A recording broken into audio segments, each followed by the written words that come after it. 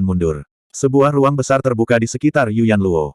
Jelas bahwa setelah melihat kemiripan yang mencolok antara Yuyan Luo dan Medusa Empress, yang lain sudah percaya apa yang dikatakan Su Yu dan Xiao Yao. Zuan juga telah memeriksa patung di adegan itu dengan cermat. Pada pandangan pertama, patung itu tampaknya sangat mirip dengan Yuyan Luo, tetapi setelah diperiksa lebih dekat, tampaknya ada beberapa perbedaan. Usia dan temperamen patung itu membuatnya tampak sedikit lebih dewasa, dan semacam kehadiran yang menyihir dan bermartabat terpancar darinya. Itu membuat orang merasa seolah-olah mereka sedang melihat dewa iblis yang kuat dan bermartabat, yang melihat semua penderitaan dunia. Matanya khususnya tampak indah dan berbahaya. Bahkan melihat mereka melalui layar telah membuat bulu-bulu halus para penonton berdiri. Kehadiran Yuyan Luo, di sisi lain, membuat orang merasa nyaman dan santai. Mungkin karena dia mewarisi gen ayahnya yang luar biasa, wajahnya lebih halus dan lembut. Secara komparatif, dia sedikit lebih cantik. Saat itu, Xiao Yao berkata, ini adalah patung yang dibuat oleh ras ular untuk Medusa generasi terakhir. Yang Anda butuhkan hanyalah satu pandangan untuk memahami bahwa semua yang saya katakan adalah benar. Petik 2. Bahkan para pejabat yang paling dekat dengan klan Yu memandang Yuyan Luo dengan kaget. Mereka tidak berani berbicara sepatah kata pun untuk Yuyan Luo. Yuyan Luo tidak membalas, dan malah menatap patung batu itu dengan linglung. Bahkan sepertinya ada air mata yang berkedip-kedip di matanya. Zuan menghela nafas. Ayolah, aku tahu kamu terharu karena melihat ibumu, tapi kamu tidak bisa memberikan semuanya sekarang, bukan? Tidak berdaya untuk melakukan hal lain, dia hanya bisa bangun dan berkata, menggunakan cermin rekaman saja untuk membuktikan bahwa Nyonya Yu adalah Medusa sedikit meregangkannya, bukan begitu. Lagi pula, mungkin juga memalsukan rekaman. Dia baru saja melihat Yuyan Luo mengutak-atik batu rekaman sendiri. Bagaimana air pasang telah berubah. Setiap kali dia berbicara untuk Yuyan Luo sebelumnya, beberapa pejabat telah menyuarakan persetujuan mereka, tetapi kali ini, tidak ada. Meskipun tidak ada bukti yang meyakinkan, mereka semua menyadari apa yang terjadi ketika mereka melihat penampilan patung itu. Xiao Yao menggelengkan kepalanya. Su Yu bertanya, Tuan Zhu, apakah Anda mengatakan bahwa saudara Xiao memalsukan batu rekaman? Saudara Xiao mungkin berperilaku sedikit nakal dan tidak terkendali secara normal, tetapi dia adalah orang yang jujur.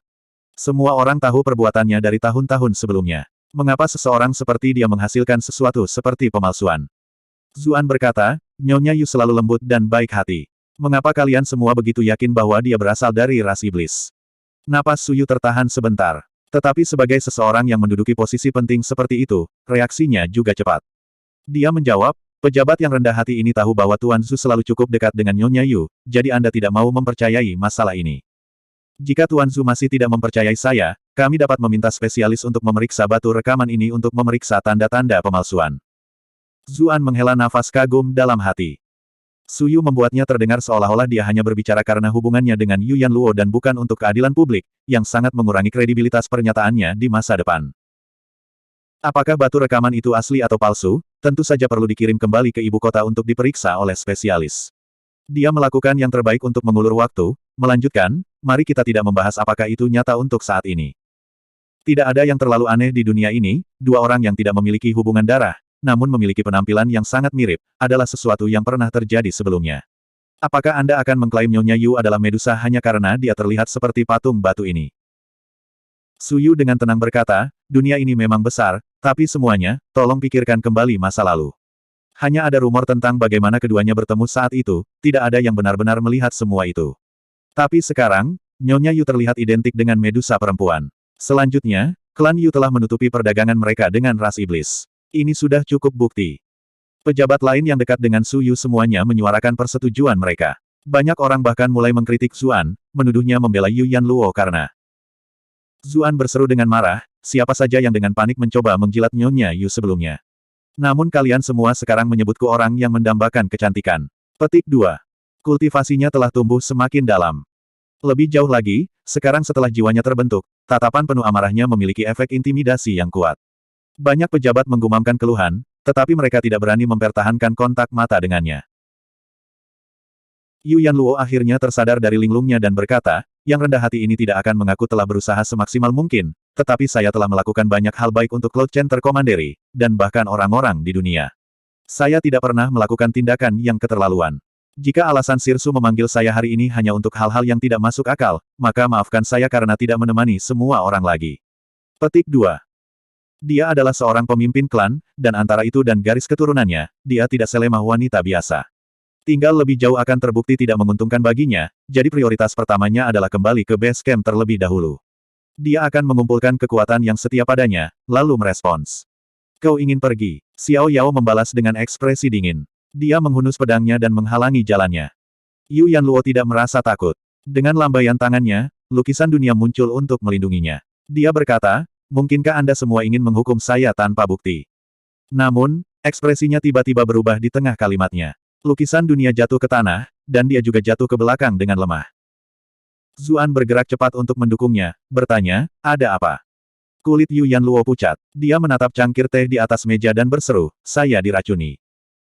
Karena kecantikannya yang mengejutkan, banyak orang mengincarnya dengan motif tersembunyi. Dia biasanya selalu berhati-hati setiap kali dia makan atau minum. Tapi kali ini, karena itu adalah pertemuan tokoh tingkat tinggi dari Komandan Cloud Center, dan bahkan Zuan dan utusan kekaisaran hadir, dia tidak mengharapkan seseorang untuk meracuninya dalam situasi seperti itu. Begitulah cara dia menjadi mangsa plot. Zuan memelototi Su Yu dan berseru, Tuan Su, Anda berani memberi kami racun. Apa sebenarnya yang kamu rencanakan?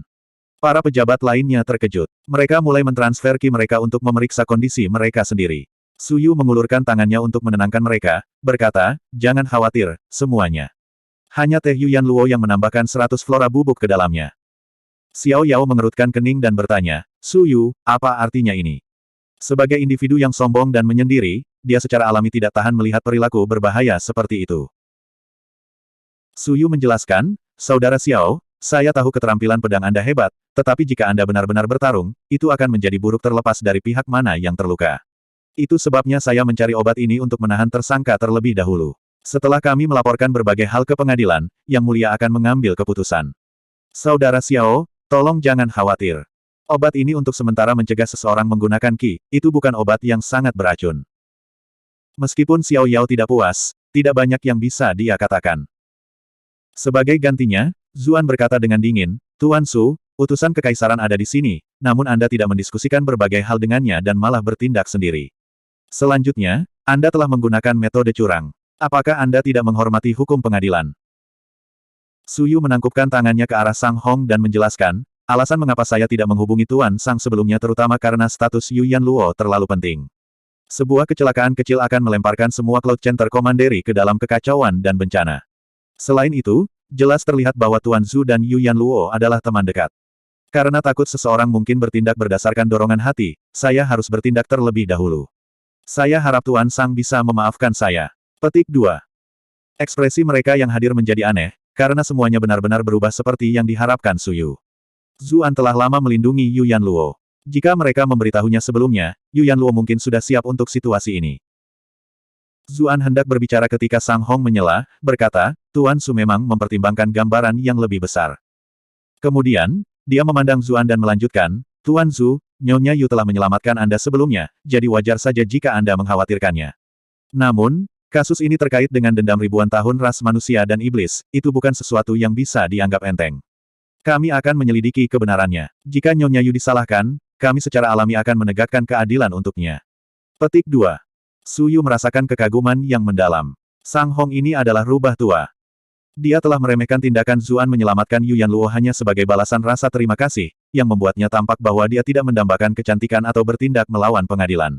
Bahkan Yang Mulia tidak bisa menghukum Zuan atas masalah ini di masa depan. Selanjutnya, Sang Hong telah memasukkan dirinya ke dalam penyelidikan. Bahkan jika lebih banyak intelijen tiba, dia tidak bisa lagi menyembunyikannya dari Sang Hong. Sang Hong berbicara dengan Zuan melalui Qi, terdengar agak cemas. Ah Su, manusia dan iblis memiliki dendam darah yang dalam, itu bukan sesuatu yang bisa diselesaikan siapapun.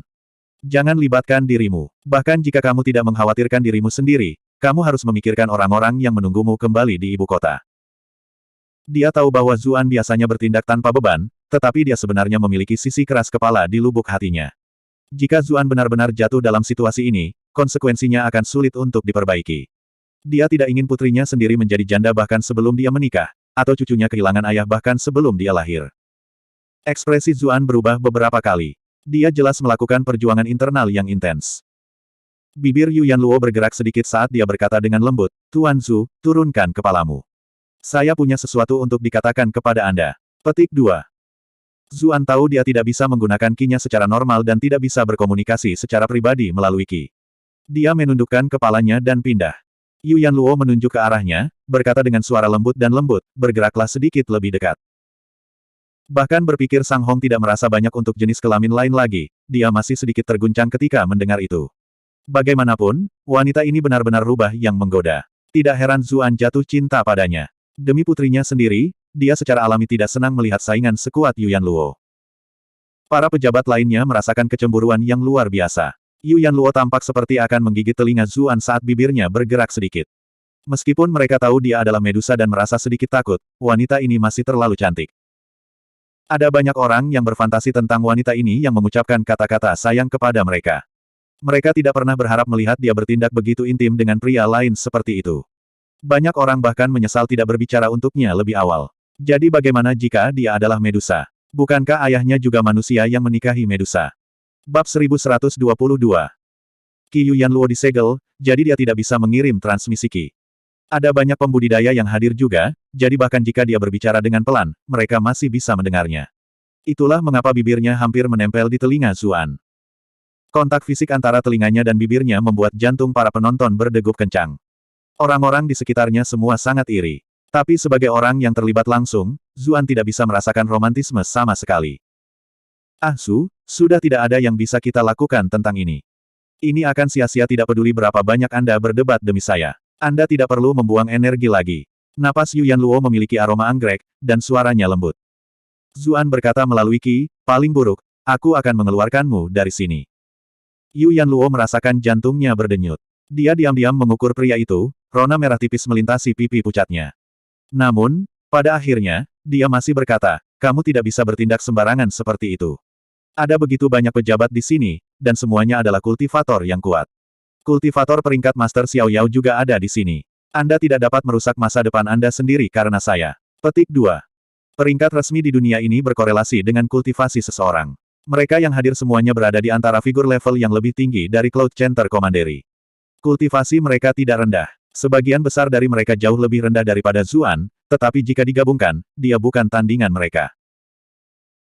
Melihat bahwa dia akan menolak, Yu Yanluo menghela nafas dan menambahkan dengan tenang, saya tahu bahwa Anda benar-benar kuat, tetapi bahkan jika Anda menyelamatkan saya, bagaimana Anda akan menghadapi akibatnya?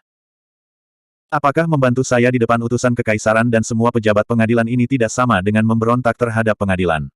Lalu, apakah Anda tidak akan menjadi buronan? Aku tidak ingin kamu berakhir seperti itu.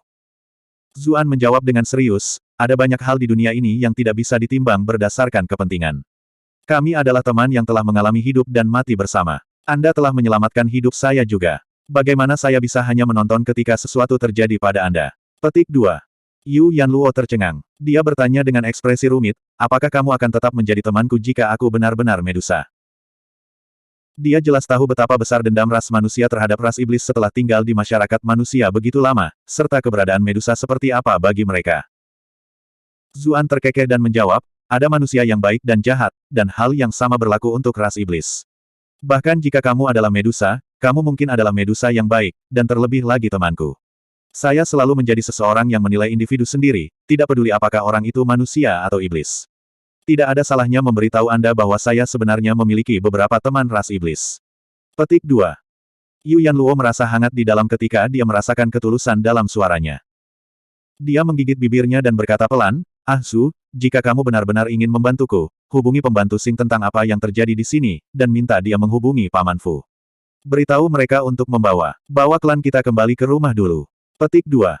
Yang dia bicarakan jelas bukan klan Yu, melainkan ras ular. Tidak ada gunanya menyembunyikan sesuatu dari Zuan lagi. Tidak akan ada bahaya langsung dalam hidupnya bahkan jika dia tertangkap, karena statusnya, tetapi anggota klannya pasti akan diserang dengan kejam. Dia secara alami harus membantu mereka mengungsi. Saya mendapatkannya. Zuan berpikir, pembantu Xing mungkin juga bagian dari ras ular. Dia berencana untuk mendiskusikan berbagai hal dengannya dan melihat apakah ada cara untuk menyelamatkan Yu Yanluo. Kultivasi Paman Fu juga tidak buruk. Saat itu, ketika Zuan bertarung melawan Raja Qi di ibu kota, justru karena Han Fengqiu khawatir terhadap Paman Fu sehingga dia tidak habis-habisan melawan Zuan. Tapi Zuan tidak melihat pria itu sama sekali setelah datang ke Cloud Center Commandery. Dia tidak tahu kemana Paman Fu pergi. Semua pejabat di sekitarnya dipenuhi dengan kecemburuan ketika mereka melihat mereka berdua berbisik satu sama lain seperti sepasang kekasih. Bagaimana ini penangkapan? Itu lebih seperti pasangan yang menggoda. Tapi karena takut akan identitas Zuan dan aura mengintimidasi yang baru saja dia tunjukkan, tidak ada yang berani mengatakan apa-apa. Mereka semua memelototi Suyu, mengisyaratkan bahwa sudah waktunya baginya untuk melakukan sesuatu. Suyu terbatuk dan berkata, hubungan Tuan Zhu dan Nyonya Yu tampaknya cukup baik. Dia tidak akan bertindak cemburu seperti pejabat lainnya, tentu saja. Dengan begitu, masih ada sedikit wajah yang tersisa untuk semua orang. Yu Yanluo duduk dan berkata dengan tenang, Tuan Zhu adalah teman dekat saya. Dia khawatir saya dijebak oleh seseorang, itulah sebabnya kami berbicara sebentar. Tuan Zhu memberitahu saya bahwa akan ada pengadilan yang adil menunggu saya di pengadilan, dan saya merasa bahwa apa yang dikatakan Tuan Zhu masuk akal. Itulah mengapa saya bersedia bekerja sama dengan penyelidikan Anda. Sang Hong terkejut. Yu Yanluo benar-benar meninggalkan Zuan karena tidak terlibat. Bahkan jika berita tentang apa yang terjadi sampai ke telinga pengadilan ibu kota, para bangsawan tidak akan bisa menyalahkan Zuan sama sekali. Sebaliknya, mereka akan merasa bahwa dia telah melakukan tugasnya dengan meyakinkan Yu Yanluo. Bagaimana Asu, bocah ini, selalu bisa menerima perlakuan tulus dari para wanita. Bahkan Yu Yanluo yang terkenal pun bertingkah seperti ini. Kurasa reaksi Zheng dan yang lainnya bisa dimengerti. Betapa hebatnya jika Qiner seperti ini. Saya hanya bisa menaruh harapan saya pada putra Qiner. Seseorang dengan cepat mengantar Yu Yanluo keluar. Dengan statusnya, tidak mungkin dia dibelenggu. Sebagai gantinya, seorang ahli menyegel titik akupunturnya, memastikan dia tidak bisa bergerak bahkan setelah obat yang dia minum habis. Selanjutnya, sebuah ruangan yang dibuat khusus telah disiapkan sebagai penjaranya. Suyu dan orang-orang utusan kekaisaran akan mengawasi tempat itu untuk mencegah kedua belah pihak melewati batas. Zuan mengambil kesempatan untuk menarik Xiao Yao ke samping. Dia bertanya, Saudara Xiao, jangan bilang kamu tidak mendengar transmisi Qi yang aku kirimkan padamu. Ya, jawab Xiao Yao. Dia secara mengejutkan diam. Ekspresinya sangat serius. Kamu tahu dia adalah adik perempuanmu, tetapi kamu masih melakukan itu padanya. Zuan bertanya, bingung. Apakah kamu masih merasa pahit tentang apa yang dilakukan oleh petugas pembebasan padamu saat itu, sampai-sampai kamu akan merasa membenci siapapun dari akademi? Tentu saja tidak. Saya sangat menghormati tuan saya. Ketidaklayakan saya sendirilah yang memperpendek prospek saya dan mempermalukan penatua itu. Bagaimana saya bisa menyalahkan guru saya? Xiao Yao menjawab, terdengar tergerak. Lalu kenapa kamu tidak melindungi sesama muridmu? Mengapa kamu melakukan ini pada Yu Yanluo? Zuan bertanya dengan cemberut. Xiao Yao memiliki ekspresi kesedihan di wajahnya, seolah-olah dia tenggelam dalam masa lalu. Hanya setelah waktu yang lama berlalu dia bertanya, apakah kamu tahu bagaimana ibu Manman meninggal? Zuan terkejut, menjawab, saya mendengar luka-lukanya menyebabkan dia kehilangan kultivasinya.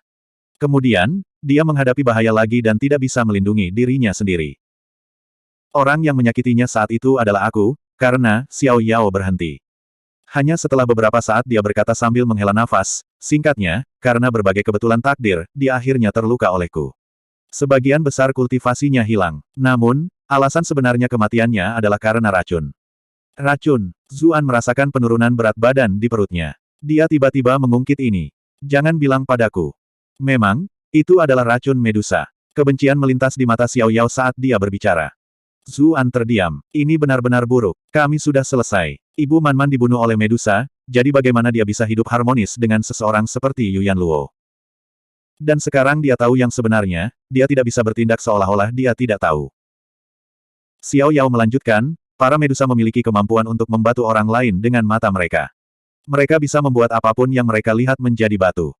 Namun, mereka tidak selalu bisa menggunakan mata mereka setiap saat, jadi mereka menggunakan darah mereka untuk membuat semacam racun. Racun itu bisa membuat tubuh mereka yang menderita perlahan-lahan berubah menjadi batu, tanpa meninggalkan pilihan selain menyaksikan mereka perlahan-lahan mati. Alasan mengapa Ibu Manman kehilangan semua kultivasinya hanya sebagian karena saya melukainya dengan parah.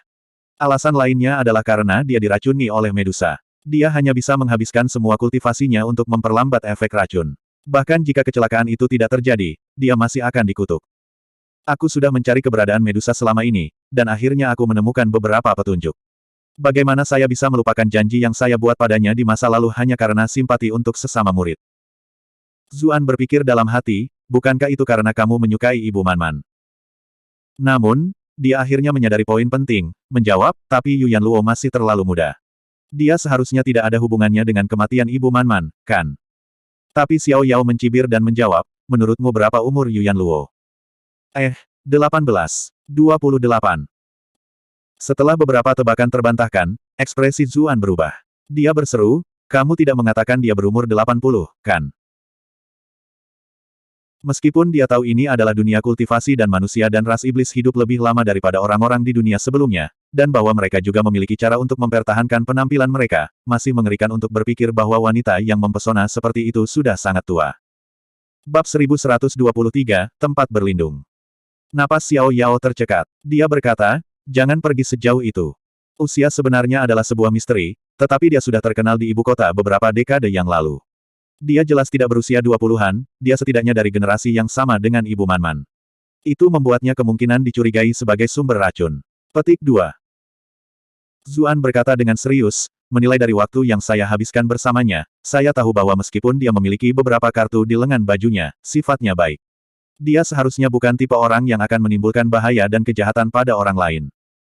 Sudah berapa lama kau mengenalnya? Anda dapat mengenal seseorang untuk beberapa waktu tanpa mengetahui sifat aslinya, jawab Xiao Yao. Dia masih tidak yakin dan menatap Zuan, berkata, adik laki-laki, dapat menyebabkan konsekuensi yang pahit. Jangan kehilangan dirimu karena kecantikan. Zuan mengutuk dalam hati. Jika Anda tidak kehilangan diri Anda karena Ibu Manman, mengapa seorang jenius yang luar biasa seperti Anda menjadi pemabuk yang bau sekarang? Namun, dia menjawab, Saudara Xiao, Anda dapat mempertanyakan perhatian saya, tetapi jangan bilang Anda bahkan tidak mempercayai wawasan petugas persembahan anggur. Xiao Yao terdiam sejenak. Beberapa saat kemudian, dia berkata, saya secara pribadi akan mengkonfirmasi hal-hal dengan Master setelah saya kembali. Tapi sampai saat itu, dia perlu ditahan agar dia tidak membawa kekacauan ke dunia. Zuan terdiam. Melihat betapa keras kepala Xiao Yao, dia menyerah pada bujukan. Sebagai gantinya, dia berkata, dia adalah adik perempuanmu, jadi untuk menghormati sesama muridmu, aku harap kamu dapat memastikan keselamatannya selama perjalanan ke ibu kota dan tidak membiarkan mereka yang memiliki niat berbeda menyakitinya. Dia khawatir tentang Yu Yanluo, karena dia terjebak di ruangan itu sendirian. Meskipun Sang Hong akan mengawasinya, sulit untuk mengatakan apa maksud dan tujuan Su Yu. Zuan merasa seolah-olah ada batu besar yang membebani pikirannya. Yu Yanluo juga terlalu cantik. Itu masih baik-baik saja ketika dia memiliki ahli klan dan kultivasinya sendiri untuk melindunginya, tetapi sekarang, dia benar-benar terkendali. Sulit untuk mengatakan apakah ada orang yang memiliki pemikiran lain. Xiao Yao mengangguk dan berkata, jangan khawatir. Dengan saya di sana, tidak ada yang bisa menyakitinya. Petik 2. Zuan secara alami mempercayai karakter moral Xiao Yao. Sekarang dia telah menerima janji seperti itu, dia pergi, lega. Zuan dengan cepat bergegas ke wilayah klan Yu, tetapi dia menemukan bahwa Yu Manor telah hancur. Pohon dan tanaman yang dipangkas dengan hati-hati sangat berantakan. Banyak meja dan kursi telah terbalik dengan kejam. Para pelayan terisak-isak, sementara para pelayan laki-laki semuanya marah. Zuan dengan cepat menemukan seseorang dan bertanya apa yang terjadi. Karena dia sering datang dan pergi melalui Yu Manor, banyak orang mengenalinya. Ketika mereka melihatnya, mereka langsung mulai terisak dan berteriak, Tuan Zhu, maukah Anda menyelamatkan nyonya kami? Apa yang terjadi? Di mana Gong Pan dan yang lainnya? Zuan bertanya, melihat sekeliling. Dia tidak melihat kapten penjaga yang dikenalnya. Mereka semua ditangkap, beberapa orang angkat bicara sekaligus. Zuan akhirnya mengetahui apa yang terjadi setelah sekian lama berlalu. Setelah Yu Yanluo diundang ke rumah urusan sipil, Su Yu sudah mengirim pasukan untuk menangkap semua orang yang terkait dengan klan Yu. Dalih yang dia gunakan untuk itu adalah bahwa ada orang-orang di klan Yu yang berkolusi dengan ras iblis, jadi Yu Xuansu dan banyak lainnya akan dibawa kembali untuk diselidiki. Gong Pan telah terdaftar sebagai salah satu dari mereka juga. Karena Yu Yanluo tidak ada di sana, seluruh klan Yu dibiarkan tanpa pemimpin. Mereka tidak berani melawan pasukan istana. Selanjutnya, serangan itu terjadi terlalu tiba-tiba, dan Yu Xuansu merasa bersalah. Itulah mengapa klan Yu tidak bisa bergerak tepat waktu, dan hanya bisa menonton tanpa daya saat orang-orang itu diseret. Di mana pembantu Xing? Zuan bertanya. Dia berpikir, Su Yu benar-benar perencana yang cerdik. Dia bahkan tidak memberi yang lain kesempatan untuk diselamatkan dan menyeret mereka semua pergi. Kakak perempuan pembantu Xing melawan dan melarikan diri, membalas dan melukai banyak tentara. Apakah dia akan menjadi buronan pengadilan? Seorang pelayan yang lebih rendah bertanya dengan suara malu dan takut. Dia tahu betapa hebatnya kejahatan melawan pengadilan di depan umum. Zuan sedang tidak ingin menjelaskan keraguan gadis muda itu dan buru-buru bertanya, ke arah mana dia melarikan diri. Di sana, ada banyak tentara yang mengejarnya. Pelayan yang lebih rendah menunjuk ke suatu arah. Begitu dia selesai berbicara, Zuan langsung menghilang. Pelayan yang lebih rendah saling memandang dengan cemas. Mereka mulai berbicara satu sama lain dalam kebingungan. Apakah Tuan Zhu akan menyelamatkan kakak perempuan pembantu Xing? Mungkin. Tapi bukankah dia pejabat pengadilan? Tapi dia memiliki hubungan yang baik dengan nyonya. Aku percaya padanya. Zuan berlari cepat. Karena sudah beberapa waktu sejak pelarian pembantu Xing, dia melepaskan jiwanya dan menggunakan lencana giok untuk mencari petunjuk. Beberapa saat kemudian, dia menemukan beberapa jejak pertempuran dan terus mengikuti jejak itu. Akhirnya, dia melihat sekelompok tentara melihat sekeliling. Dia memikirkan sesuatu dan menunjukkan dirinya. Tuan Zhu, seorang prajurit memanggil. Zuan sudah menjadi orang yang cukup terkenal di Cloud Center Commandery. Beberapa petugas dengan cepat mengenalinya. Apa yang kalian semua lakukan? Zuan bertanya meski sudah tahu jawabannya. Kami sedang mengejar seorang penjahat besar yang melarikan diri, jawab tentara itu. Apakah kamu sudah menangkap orang itu? Zuan melihat sekeliling. Dia menghela nafas lega ketika dia tidak melihat pembantu Xing. Kami belum. Penjahat itu sangat licik, dan kultivasinya juga tinggi. Kami akhirnya membiarkan dia pergi. Namun, gerbang kota sudah disegel. Dia tidak akan bisa bersembunyi lama jika kita terus mencari, sumpah prajurit itu. Zuan diam-diam bersukacita. Dia menepuk bahu prajurit itu dan berkata, kamu melakukannya dengan baik. Temukan penjahat wanita itu sesegera mungkin. Petik 2. Prajurit itu dengan cepat menjadi senang ketika dia mendengar pujian dari seorang pejabat penting. Menteri utusan kekaisaran menepuk pundakku. Dia pasti sangat memikirkanku. Bukankah ini berarti saya akan segera menikmati puncak hidup saya? Zuan jelas tidak berminat untuk bertanya-tanya apa yang dipikirkan para prajurit. Dia berjalan di sepanjang jalan sambil berpikir, Yuyan Luo menyuruhku menghubungi pembantu Xing, tapi apa yang harus kulakukan sekarang karena aku bahkan tidak bisa menemukannya. Cloud Center Commandery sangat besar, kemana saya harus pergi untuk menemukannya? Dia tiba-tiba menyadari sesuatu dan berpikir, kemana saya akan pergi sekarang jika saya adalah pembantu Xing? Dia mungkin akan berada di tempat aman yang telah dipersiapkan sebelumnya, tapi itu biasanya rahasia terbesar dari sebuah klan, sesuatu yang hanya akan dia ketahui jika dia bertanya pada Yuyan Luo. Tapi penangkapan Yuyan Luo adalah masalah besar. Seluruh kota mungkin akan segera mengetahuinya. Bahkan jika Suyu merahasiakan informasinya, pembantu Xing akan tahu bahwa identitas ras ular Yuyan Luo telah terungkap. Yuyan Luo cukup mempercayainya, jadi pembantu Xing mungkin tidak akan bersembunyi di tempat yang aman itu. Sebaliknya, dia akan mencoba memikirkan cara untuk menyelamatkan Yuyan Luo dan anggota klannya. Namun, kekuatannya saja pasti tidak akan cukup. Karena itu, dia harus mencari bantuan eksternal. Lalu, siapa yang akan dia pilih untuk meminta bantuan terlebih dahulu?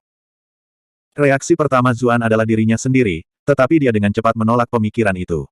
Pembantu Xing mungkin tidak tahu tentang hubungannya yang sebenarnya dengan Yuyan Luo, dan dia juga anggota utusan kekaisaran. Yuyan Luo bahkan telah ditangkap oleh pejabat pengadilan, dengan tentara mencari di mana-mana untuk pembantu Xing. Risikonya akan terlalu tinggi jika dia mencoba mencarinya. Tapi siapa lagi yang akan dia hubungi? Zuan memikirkan sesuatu. Dia dengan cepat bergegas menuju Duke Manor. Jian Yanyou adalah suami Yuyan Luo. Meskipun keduanya tidak pernah menyelesaikan pernikahan mereka, hubungan mereka selalu baik. Kolaborasi bertahun-tahun mereka adalah sesuatu yang seharusnya diketahui dengan jelas oleh pembantu Xing. Selanjutnya, Jian Yanyou adalah adipati yang mulia. Dia akan memiliki kekuatan untuk membantu Yuyan Luo. Zuan tiba-tiba mendengar suara pertempuran di gang terpencil melalui indera jiwanya yang tajam, agak jauh dari Duke Manor. Dia dengan cepat menoleh. Dia melihat pembantu Xing saat ini dikelilingi oleh sekelompok pasukan. Seluruh tubuh pembantu Xing berlumuran darah, dan dia penuh dengan kebencian. Jika bukan karena dia terluka parah saat keluar dari pengepungan klan Yu, mengapa dia harus menderita di tangan tentara biasa seperti itu?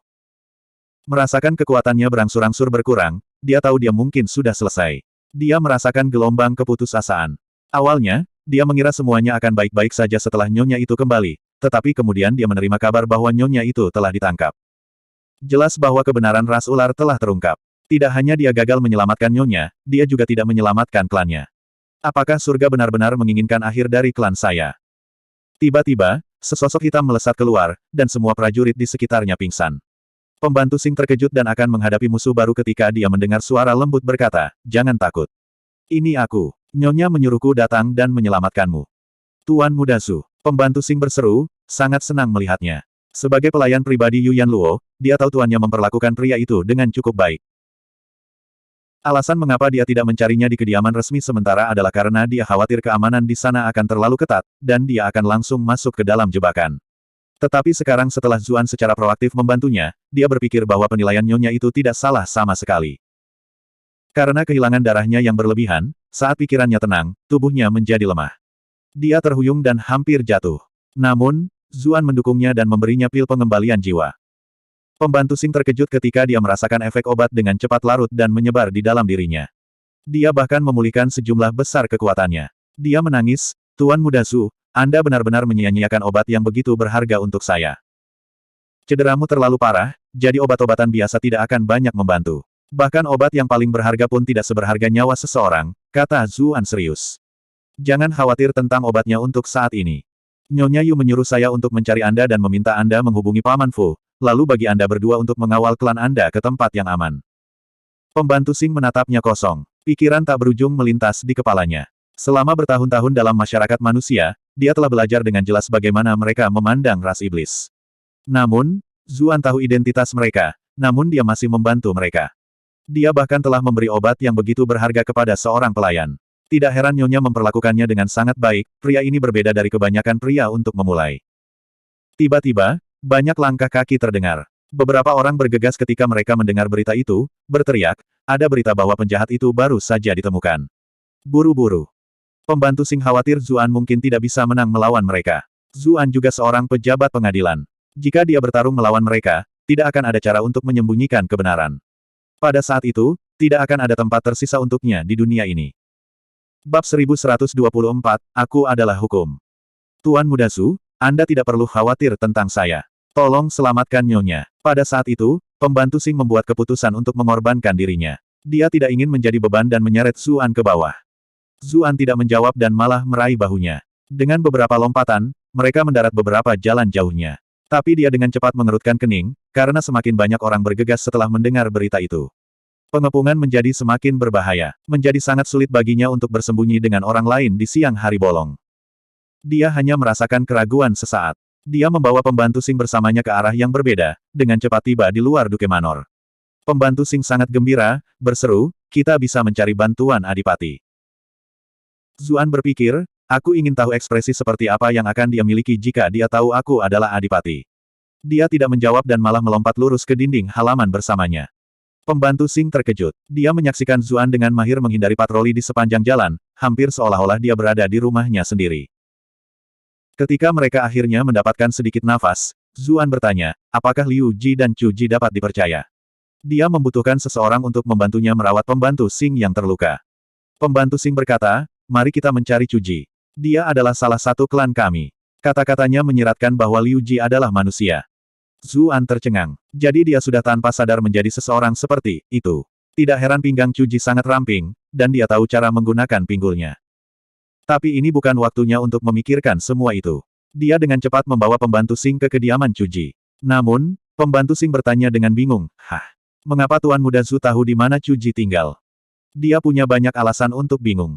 Lokasi istri dan anak-anak di Manor dirahasiakan ke dunia luar. Bahkan di dalam Duke Manor, hanya pelayan yang bekerja di halaman yang mengetahui informasi tersebut. Tidak ada orang lain yang mau. Zuan terdiam. Apa yang bisa dia katakan? Bahwa dia sudah cukup sering ke sana sebelumnya. Dia menempatkan pembantu Sing di luar kamar Chu Ji dan berkata, kamu harus berbicara dengannya. Aku akan mengurus beberapa pengejar kita. Dia tidak bisa bertemu dengan Chu Ji dalam kondisinya saat ini. Dia tidak ingin hubungan mereka menjadi terlalu rumit. Dia dengan cepat menghilang di luar halaman setelah mengetuk pintu, dan melihat dari jauh. Dia hanya pergi dengan lega setelah Chu Ji muncul dan membawa pembantu Sing ke dalam. Di luar, banyak tentara berteriak-teriak ribut. Mereka jelas ingin menyerbu dan menyelidiki. Zuan menggunakan wajah seribu identitas untuk berubah menjadi penampilan Jian Yanyo. Kemudian, dia menemukan pelayan acak untuk menggunakan pengubah suara Kawaii Waifu. Setelah itu, dia pergi ke tempat pengasingannya, berpura-pura baru saja keluar. Apa yang terjadi? Kenapa di luar berisik sekali? Zuan bertanya dengan sopan menggunakan suara Jian Yanyo. Duke, kamu sudah keluar. Seorang pelayan yang lebih rendah di luar segera menjawab. Dia melanjutkan dengan marah, beberapa tentara mengaku telah mengejar penjahat sampai ke sini. Mereka ingin masuk untuk melakukan penyelidikan. Dari mana mereka mendapatkan keberanian untuk menuntut sesuatu yang begitu tidak masuk akal? Sebagai anggota Duke Manor, dia sama sekali tidak senang melihat seseorang mengganggu mereka seperti ini. Zuan tidak mengatakan apa-apa dan berjalan lurus menuju pintu masuk. Bahkan dari jauh, dia bisa melihat bahwa penjaga Manor sudah menghadapi pasukan. Dia berseru, apakah kamu tidak tahu tempat macam apa ini? Apakah Duke Manor bahkan tempat yang bisa kamu cari sesukamu? Petik 2. Seorang perwira militer dari pihak tentara berkata dengan angkuh, kami mencoba untuk menangkap penjahat ras iblis. Seseorang melihatnya berlari ke arah ini, itulah sebabnya kami ingin menyelidiki ke dalam. Anda terus datang dengan segala macam alasan. Apakah Anda melindungi penjahat ras iblis? Petik 2. Para penjaga segera kehilangan kepercayaan diri ketika mereka mendengar insiden itu terkait dengan ras iblis. Mereka tidak berani menanggung tuduhan seperti itu. Zuan mengamati sekeliling dengan kasar dengan jiwanya. Ada beberapa tentara yang hadir. Tetapi untuk alasan acak yang mereka gunakan, mengatakan bahwa mereka telah melihat seorang penjahat berlarian di dalam, Zuan secara pribadi mengawal pembantu Sing. Jika dia bahkan tidak bisa membedakan apakah para prajurit itu telah melihat mereka atau tidak, dia akan berkultivasi ke levelnya saat ini tanpa bayaran. Orang-orang ini jelas telah mempersiapkan sebelumnya. Su Yu tahu tentang hubungan Yu Yanluo dan Jian Yanyou dan telah menduga bahwa pembantu Sing akan melarikan diri menuju Duke Manor. Itulah mengapa dia mengirim orang untuk mencari di daerah itu juga menjadi peringatan bagi Jian Yanyou untuk tidak ikut campur. Minggir sudah. Jika Anda membiarkan penjahat ras iblis itu melarikan diri, semua klan Anda akan dimusnahkan. Petugas itu meraung dengan agresif. Para penjaga tidak tahu harus berbuat apa, dan merasa sangat dirugikan. Siapa yang berani mondar-mandir di depan Duke Manor seperti itu sebelumnya? Namun baru-baru ini, Tuan kedua Jian, Paman Ming, dan beberapa lainnya telah meninggal satu demi satu. Duke telah menghilang untuk waktu yang lama juga, dan dia telah pergi ke pengasingan jangka panjang setelah kembali. Seluruh manor tampaknya telah kehilangan pilar pendukungnya. Dihadapkan dengan tentara yang sombong, tidak ada penjaga yang berani menerima tuduhan melindungi orang dari ras iblis. Saat itu, seseorang mendengus dingin dan berkata, berani sekali. Kalian semua benar-benar berani berperilaku begitu kejam di rumahku. Petik 2. Semua penjaga terkejut ketika mereka mendengar suara itu. Ekspresi petugas berubah. Komandan Duke, banyak penjaga membungkuk ke arah Zuan sebagai salam. Bahkan banyak prajurit melakukan hal yang sama. Zuan memandang petugas yang masih bertingkah angkuh beberapa saat sebelumnya dan bertanya dengan dingin, siapa kamu? Saya adalah asisten komandan regional manor urusan bela diri Fei Sun, petugas itu dengan cepat menjawab. Fei Sun, kenapa aku belum pernah mendengar nama itu sebelumnya? Zuan menjawab dengan cemberut. Dia dan Yu Yanluo telah meninjau semua perwira penting Martial Affairs Manor sebelumnya, ketika mereka memperebutkan kendali Martial Affairs Manor. Namun, dia sama sekali tidak memiliki kesan tentang Fei Sun. Saya baru-baru ini dipromosikan oleh Sir Su, kata Fei Sun cepat. Tekanan menghadapi adipati agak terlalu besar, tetapi ketika dia menyebutkan Su Yu, dia segera merasa lebih percaya diri lagi. Su Yu, Zuan mencibir. Seperti yang diharapkan, anjing yang menggigit tidak menggonggong. Dia telah bertarung dengan sengit melawan Jian Taiding sebelumnya, namun sekarang, ternyata Su Yu ini diam-diam menempatkan banyak pembantu terpercayanya di berbagai posisi kunci. Apakah Adipati tidak berlatih dalam pengasingan? Mengapa kamu muncul begitu cepat? Fei Sun meminta untuk menguji air. Jadi karena kamu melihat aku dalam pengasingan, kamu ingin mengambil kesempatan untuk memamerkan kekuatanmu, kata Zuan, ekspresinya menjadi gelap. Jika aku tidak di sini, apakah itu berarti kamu akan membongkar seluruh Duke Manor ini?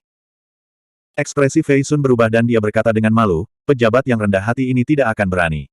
Hanya karena kami di sini untuk menangkap penjahat ras iblis, kami ada di sini. Saya harap Anda dapat memaafkan kami jika kami telah menyinggung Duke dengan cara apapun. Petik 2. Jika kamu mengejar penjahat ras iblis, pergi dan kejar mereka. Mengapa Anda menyebabkan masalah di Manor? Zuan memarahinya. Fei Sun berkata dengan muram, karena kita melihat penjahat ras iblis itu melarikan diri ke Duke Manor. Siapa yang melihatnya? Suruh mereka keluar dan berbicara dengan jelas. Zuan tahu Fei Sun berbicara omong kosong, hanya menembak dalam gelap. Fei Sun diam-diam menatap beberapa bawahannya. Orang-orang itu merasa bersalah dan menundukkan kepala, tidak mau menatap matanya. Sampah. Dia mengutuk dalam hati. Dengan keadaan seperti itu, dia hanya bisa melangkah maju dan berkata, membalas Duke, aku melihatnya. Dia tahu dia secara pribadi telah dipromosikan oleh Su Yu. Alasannya adalah karena dia mendengarkan instruksi dan berani. Jika dia mengecewakan Tuan Su di sini, prospeknya juga akan berakhir. Either way, Yu Yanluo adalah individu ras iblis, jadi klan Yu sudah ditakdirkan. Jian Taiding juga sudah mati. Kesepakatan penyelundupan klan Jian dengan ras iblis telah dikonfirmasi. Klan Jian kemungkinan besar akan selesai juga setelah penyelidikan lanjutan. Selanjutnya, Jian Yanyou telah menghilang begitu lama. Cloud Center Commandery sudah benar-benar berubah. Meskipun dia telah kembali, dia telah terluka parah, dan orang-orang Su Yu telah mendengar bahwa dia harus tetap mengasingkan diri untuk waktu yang lama untuk mempertahankan hidupnya. Dalam hal ini, apa yang harus dia takuti? Keberuntungan menyukai yang berani. Jika dia bisa menghadapi Adipati secara langsung tanpa mundur ke sini, prestisenya akan meningkat. Begitu posisi otoritas klan Jian dan klan Yu terbuka, dia akan dapat naik pangkat dengan mudah. Kau melihatnya? Zuan bertanya saat ekspresinya menjadi dingin. Dia jelas tahu Fei Sun berbohong. Memang, saya melihatnya. Saya harus meminta Adipati untuk minggir dan biarkan kami mencari penjahat ras iblis. Kalau tidak, jika mereka melarikan diri, Manor tidak akan bisa lepas dari kesalahan. Saya percaya bahwa Adipati juga tidak menginginkan masalah seperti itu. Fei Sun mengerti situasi seperti apa yang dia hadapi. Dia meluruskan pinggangnya. Dia adalah pejabat pengadilan yang mulia, dan utusan kekaisaran masih ditempatkan di kota. Bahkan jika Sang Duke tidak senang, dia tidak percaya Sang Duke akan benar-benar melakukan apapun padanya. Itu akan secara terbuka menentang pengadilan.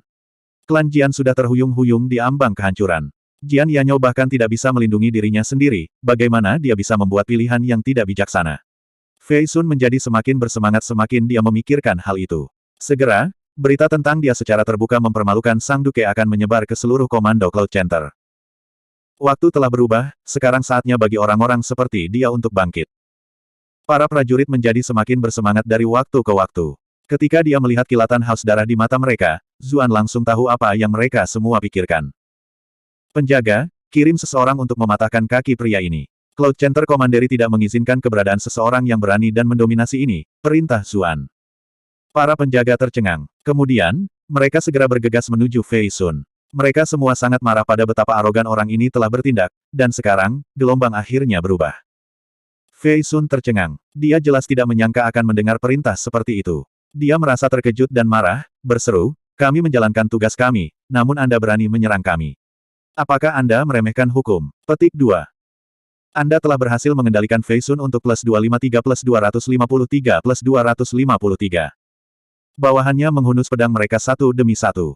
Sepertinya pertempuran bisa terjadi kapan saja. Penjaga Duke Manor merasa bermasalah. Ada begitu banyak tentara di sisi lain. Jika mereka benar-benar bertarung, pasti akan ada banyak korban. Hal-hal akan benar-benar keluar dari tangan kemudian. Zuan mendengus. Dia mengayunkan tangannya keluar, dan kekuatan yang kuat menyapu ke arah kaki Fei Sun. Dengan retakan yang rapuh, kaki Fei Sun patah, dan seluruh tubuhnya runtuh, membuatnya berlutut. Zuan berkata dengan dingin, tempat seperti apa Cloud Center Commandery? Di sini, saya adalah hukumnya. Petik 2. Bab 1125, Orang Penting. Zuan jelas-jelas telah bertindak begitu memaksa sebagai unjuk kekuatan yang disengaja. Anak buah Suyu mencoba melangkahi Duke Manor. Jika dia tidak melakukan apa-apa, bawahannya akan segera kehilangan semangat. Pada saat itu, pihak lain hanya akan menekan maju sedikit demi sedikit. Itu adalah kata-kata yang sering dia dengar dari penjahat arogan di acara TV. Dia selalu ingin mencobanya sendiri. Dia tidak berharap untuk benar-benar mendapatkan kesempatan untuk melakukannya. Harus saya akui, rasanya sangat enak. Tidak heran semua penjahat itu suka mengatakan hal-hal ini. Adapun konsekuensinya, dia tidak peduli. Suyu telah merencanakan dan menggunakan trik curang untuk melawannya. Dengan kultivasinya saat ini, jika pengadilan mengkritiknya, fakta bahwa pihak lain telah menyinggung Duke Manor sejak awal akan menjadi kejahatan besar, apalagi fakta bahwa utusan kekaisaran terdiri dari rakyatnya sendiri. Mereka sama sekali tidak punya kesempatan. Hah, tunggu, kenapa aku terdengar semakin seperti penjahat sekarang? Pada awalnya, dia mengira pihak lain mungkin akan melawan atau berteriak dengan agresif. Dia sudah membuat rencana untuk apa yang harus dilakukan saat itu. Anehnya, bagaimanapun, tidak ada yang tidak setuju dengan tindakannya, seolah-olah mereka benar-benar diharapkan. Fei Sun menahan rasa sakit yang hebat dan menangkupkan tangannya meminta maaf, berkata, orang rendahan ini telah bertindak terlalu terburu-buru hari ini dan menyinggung Duke. Saya harap Adipati dapat mengabaikan masalah ini. Petik 2. Jelas tidak perlu takut pada seorang Adipati yang terluka parah dan sekarat. Tetapi kultivasi yang ditunjukkan Sang Duke pada saat itu membuatnya tampak seolah-olah dia tidak terluka sama sekali. Fei Sun telah dihasut sedikit oleh atasannya, tapi dia tidak bodoh. Bagaimana dia bisa terus berbenturan dengan pihak lain dalam situasi seperti itu? Dia dengan cepat memanggil kembali bawahannya dan pergi, tampak seperti pemandangan yang menyedihkan. Adapun penangkapan penjahat ras iblis, dia tidak berani mengatakan sepatah kata pun tentang itu. Setelah para prajurit pergi, para pelayan dan pelayan di Manor semua bergegas menuju Zuan, menangis, Duke. Ketakutan dan kemuliaan mereka sepenuhnya terikat pada tuan mereka. Semakin kuat adipati mereka, semakin besar kemuliaan yang akan mereka rasakan. Kalau tidak, mereka akan benar-benar tidak berdaya jika acak mencoba mengambil keuntungan dari mereka. Seseorang dengan cepat melaporkan kepadanya tentang apa yang terjadi pada Yuan Luo. Zuan berkata, saya mengerti. Panggil Jenderal Wang, Jenderal Li, Jenderal Chen ke Manor untuk berdiskusi. Orang-orang yang dia sebutkan adalah semua pembantu terpercaya Jian Yanyou yang tersisa di Duke Manor. Ada juga beberapa orang yang memiliki hubungan baik dengan klan Yu. Setelah memberikan perintahnya, Zuan kemudian pergi ke halaman dalam untuk mencari Cuji. Di sana, Cuji terisak-isak saat dia mengobrol dengan pembantu Xing. Dia dengan cepat bangkit dan berlutut ketika dia melihatnya, menangis, "Tolong selamatkan nyonya, adipatiku." Zuan mendukungnya kembali dan berkata, "Saya telah mendengar semua yang telah terjadi. Jangan menangis lagi." Kemudian, dia menatap pembantu Xing dan bertanya, "Di mana klanmu bersembunyi? Pertama-tama saya akan mengatur agar Anda semua meninggalkan kota." Petik 2. Pembantu Xing sedikit khawatir. Untuk beberapa alasan, dia merasa seolah-olah orang lain itu agak akrab ketika dia berbicara dengannya. Dia baru saja akan menjawab ketika dia ragu-ragu. Jika Sang Duke sengaja menjilatnya, klannya akan berada dalam bahaya. Sebagai pelayan pribadi Yuyan Luo, dia jelas tahu bahwa mereka berdua hanyalah suami dan istri dalam nama. Hanya sekali sebelumnya, dan baru-baru ini, keduanya tampak tidur bersama. Dia telah bertanya pada Yuyan Luo tentang hal itu setelah kejadian itu, dan dia mengatakan bahwa tidak ada hal semacam itu yang terjadi di antara mereka. Karena itu, dia khawatir Sang Duke akan mengkhianati mereka pada saat yang paling penting. Cuji berbicara saat itu, mengatakan, "Kakak pembantu Xing, adipati benar-benar dapat dipercaya. Orang lain mungkin tidak tahu, tapi dia paling mengerti hubungan mereka. Nyonya itu bahkan telah membawa pria itu untuk menyamar sebagai adipati, jadi dia benar-benar dapat dipercaya."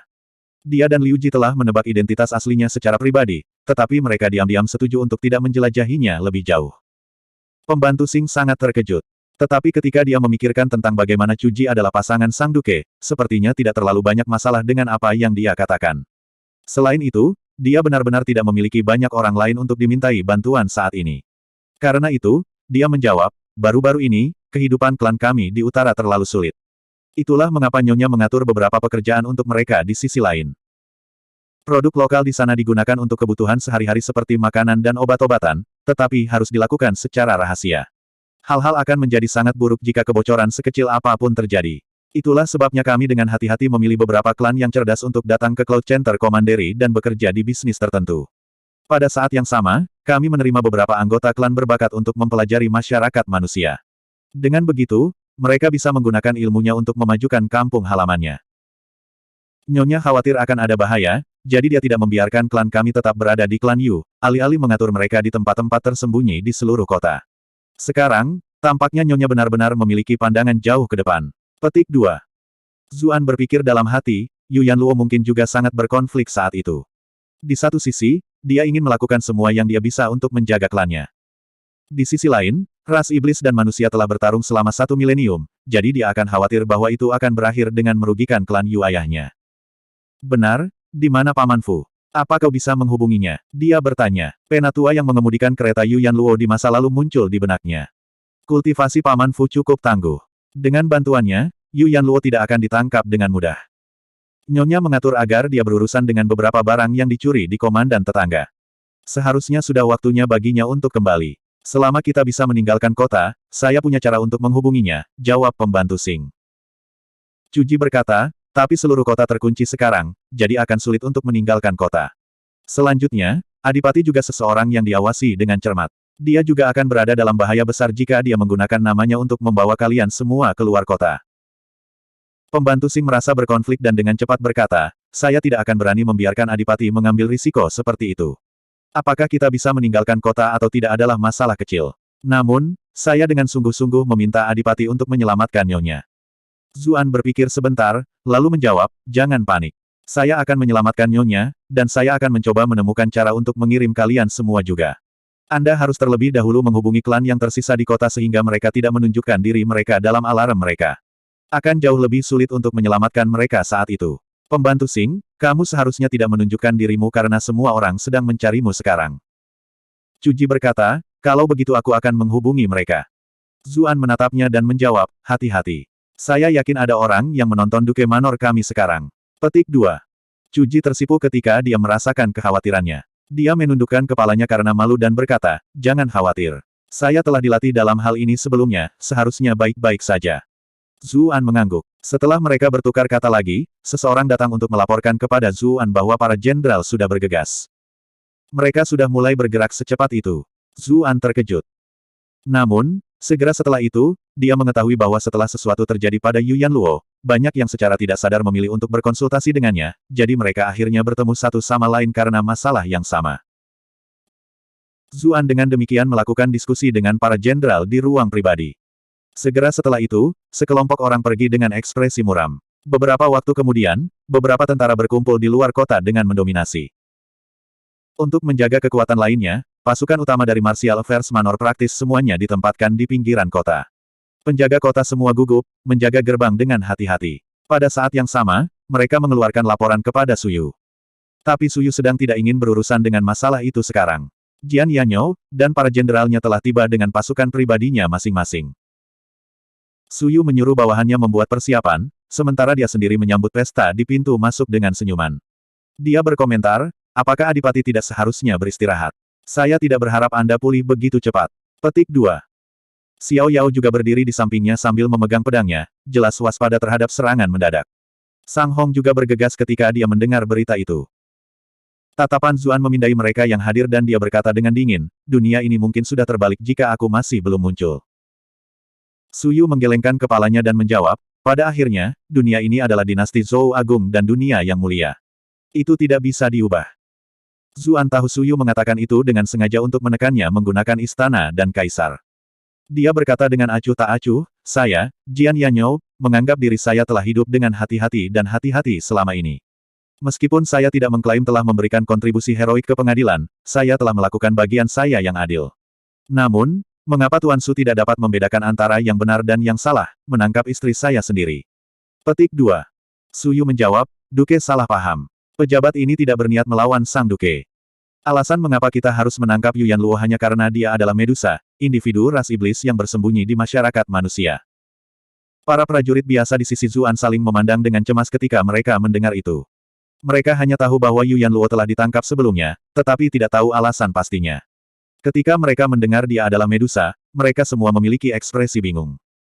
Para jenderal mengerutkan kening. Mereka tidak benar-benar percaya rumor yang mereka dengar sebelumnya. Mereka tidak menyangka itu benar-benar menjadi alasannya. Sekelompok omong kosong. Zuan meraung. Apakah Anda pikir saya bahkan tidak bisa membedakan apakah istri saya adalah manusia atau iblis bagi diri saya sendiri? Apakah saya perlu orang luar untuk memberi tahu saya? Petik 2. Semua bawahannya mengangguk ketika mereka mendengar itu. Gangguan kecil itu dengan cepat menjadi sunyi. Menurut mereka, tuduhan itu baru saja dibuat sewenang-wenang oleh Suyu. Suyu menjawab, ras iblis selalu licik, tidak aneh sama sekali untuk ditipu. Sejujurnya, saya sendiri malu tertipu oleh kecantikan Nyonya Yu, dan baru belakangan ini saya menemukan kebenarannya. Duke tidak perlu khawatir tentang hal-hal seperti itu. Bawalah bukti untuk dilihat Sang Duke. Petik 2. Zuan jelas tahu apa buktinya. Jika dia membiarkannya ditampilkan, moral pasukannya akan turun. Dia mengangkat tangannya dan menghentikan Suyu, menjawab, tidak perlu. Dari tahun-tahun yang kami habiskan bersama, saya tahu orang seperti apa istri saya sendiri. Dia biasanya tidak akan menyakiti ayam, dia akan meneteskan air mata jika seekor semut tidak sengaja diinjak-injak. Dia adalah wanita yang baik hati, namun kalian semua menuduhnya sebagai individu ras iblis. Apa lelucon? Bahkan jika ada bukti, itu pasti dipalsukan. Ketika semua prajurit mengingat kasih karunia Yuyan Luo yang tak tertandingi dan kehangatan yang dia perlakukan kepada orang lain, mereka semua menyuarakan keluhan mereka. Apalagi tentara biasa, bahkan para jenderal menolak untuk percaya bahwa Yuyan Luo adalah beberapa Medusa. Suyu mengerutkan kening dan berkata, menurut apa yang saya tahu, Adipati dan Nyonya hanya dalam nama suami dan istri, kalian berdua tidak tinggal bersama. Itu wajar bagimu untuk tidak mengetahui dirinya yang sebenarnya. Banyak orang segera mulai berbisik satu sama lain. Hanya sedikit orang yang mengetahui hubungan sejati Jian Yanyo dan Yuyan Luo. Ketika yang lain mengetahui bahwa keduanya hanya suami dan istri dalam nama, banyak dari mereka sangat terkejut. Beberapa pejabat bahkan mulai terengah-engah. Keduanya bahkan tidak benar-benar suami istri. Lalu bukankah itu berarti Yuyan Luo masih perawan? Bukankah itu berarti mereka masih punya kesempatan? Namun, mereka semua merasa khawatir ketika memikirkan bagaimana Yuyan Luo bisa menjadi Medusa. Huff, kamu harus berhenti mencoba menabur perbedaan pendapat tentang hubungan kita, jawab Zuan.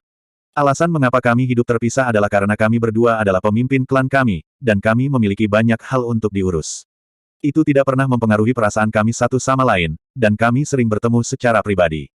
Saya pasti tahu lebih banyak tentang dia daripada Sirsu. Petik 2. Karena kedua belah pihak berpegang teguh pada cerita mereka sendiri, bawahan Zuan jelas mempercayai apa yang dikatakan Sang Duke. Sementara itu, faksi Suyu lebih percaya padanya. Kedua belah pihak terjebak di jalan buntu.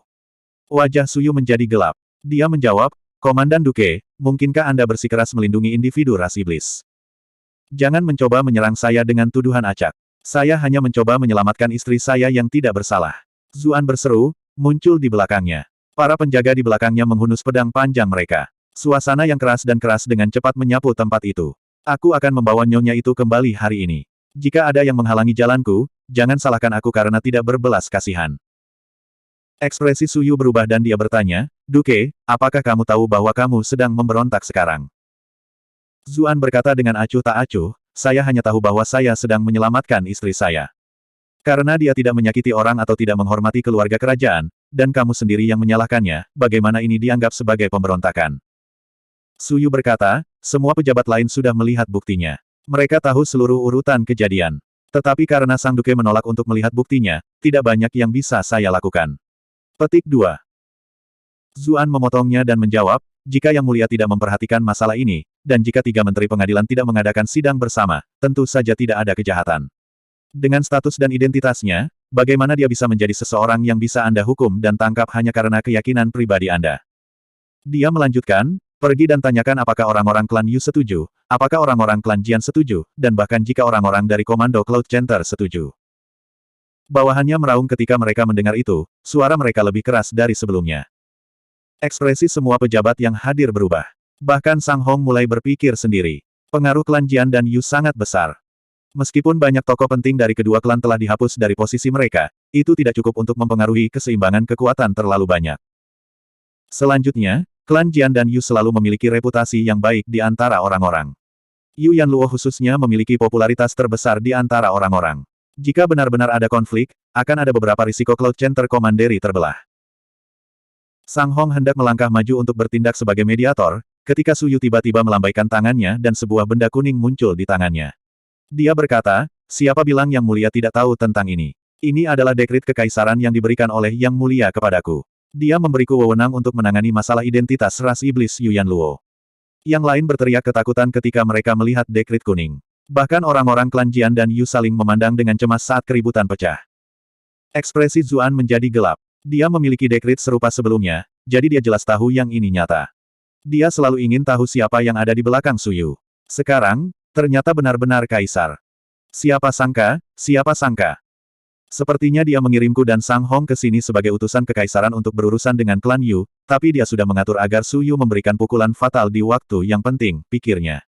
Dia harus mengakui keputusan kaisar itu hebat. Itu benar-benar membuatnya lengah. Suyu mengangkat dekrit kekaisaran untuk dilihat semua orang. Kemudian, dia memandang Zuan, berkata, Duke, tolong jangan membuat kesalahan besar ini semua karena seorang wanita.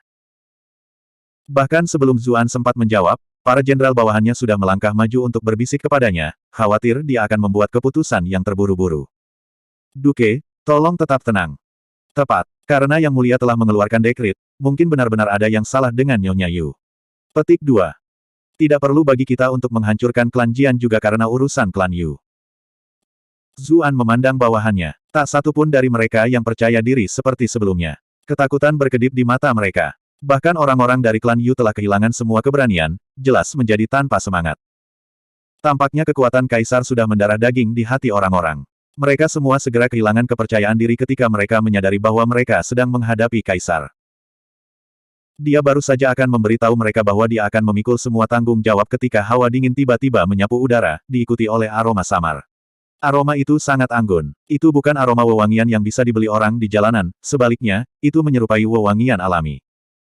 Zuan mengerutkan kening, berpikir, mengapa dia muncul. Baunya sangat familiar, itu milik Master Sekte Giok Putih Yan Suehen. Perawan tua itu selalu berusaha memisahkan dia dan cucu Yan, dan pada beberapa kesempatan mereka hampir saling berhadapan sebagai musuh. Itulah mengapa dia tidak memiliki banyak kesan baik terhadapnya. Tapi bukan itu yang dirasakan orang lain. Mereka semua menyuarakan keterkejutan mereka, mata mereka dipenuhi dengan keheranan. Meskipun ada kerudung yang menutupi wajahnya, hanya kulit putihnya yang putih dan matanya yang bergerak sudah cukup untuk membuktikan bahwa dia adalah kecantikan yang luar biasa. Seluruh sosoknya tampak lebih menakjubkan karena dia melayang di udara. Pakaian putihnya berkibar di belakangnya, membuatnya tampak seperti seorang dewi. Banyak tentara biasa benar-benar memanggilnya Dewi. Bahkan banyak pejabat yang tidak asing dengan wanita dalam hati terkejut bahwa sebenarnya ada orang lain yang sebanding dengan Yuyan Luo. Bahkan Zuan harus mengakui bahwa meskipun wanita sedingin batu ini agak menyebalkan, dia cukup cantik. Dari segi penampilan, Yun Jianyu tidak kalah dengannya, tapi Yun Jianyu adalah master sekte iblis. Dia membawa aura yang agak lebih ganas, membuatnya lebih tidak bisa didekati. Aura Yan Suehen bersifat sementara, namun entah bagaimana lebih mudah didekati, membuat orang biasa memujanya seperti seorang dewi, sedangkan aura Yun Jianyu tidak. Tuan Sekte Yan, seru Suyu. Dia adalah salah satu otoritas Cloud Center Commandery, jadi dia tahu siapa Yan Suehen. Bahkan Sang Hong menyambutnya. Meskipun Yan Suehen tidak memiliki pangkat atau jabatan apapun, kultivasi peringkat Grandmaster-nya membuatnya terlalu penting. Mata Xiao Yao yang biasanya keruh karena minum menyala, seolah dia ingin sekali mencoba menantangnya. Sepertinya dia tidak bisa menahan pedangnya dan akan merasakan keterampilan Grandmaster sendiri. Yan Suehen tetap acuh tak acuh. Dia tidak menanggapi ekspresi provokatifnya sama sekali, memandangnya tidak berbeda dari orang biasa.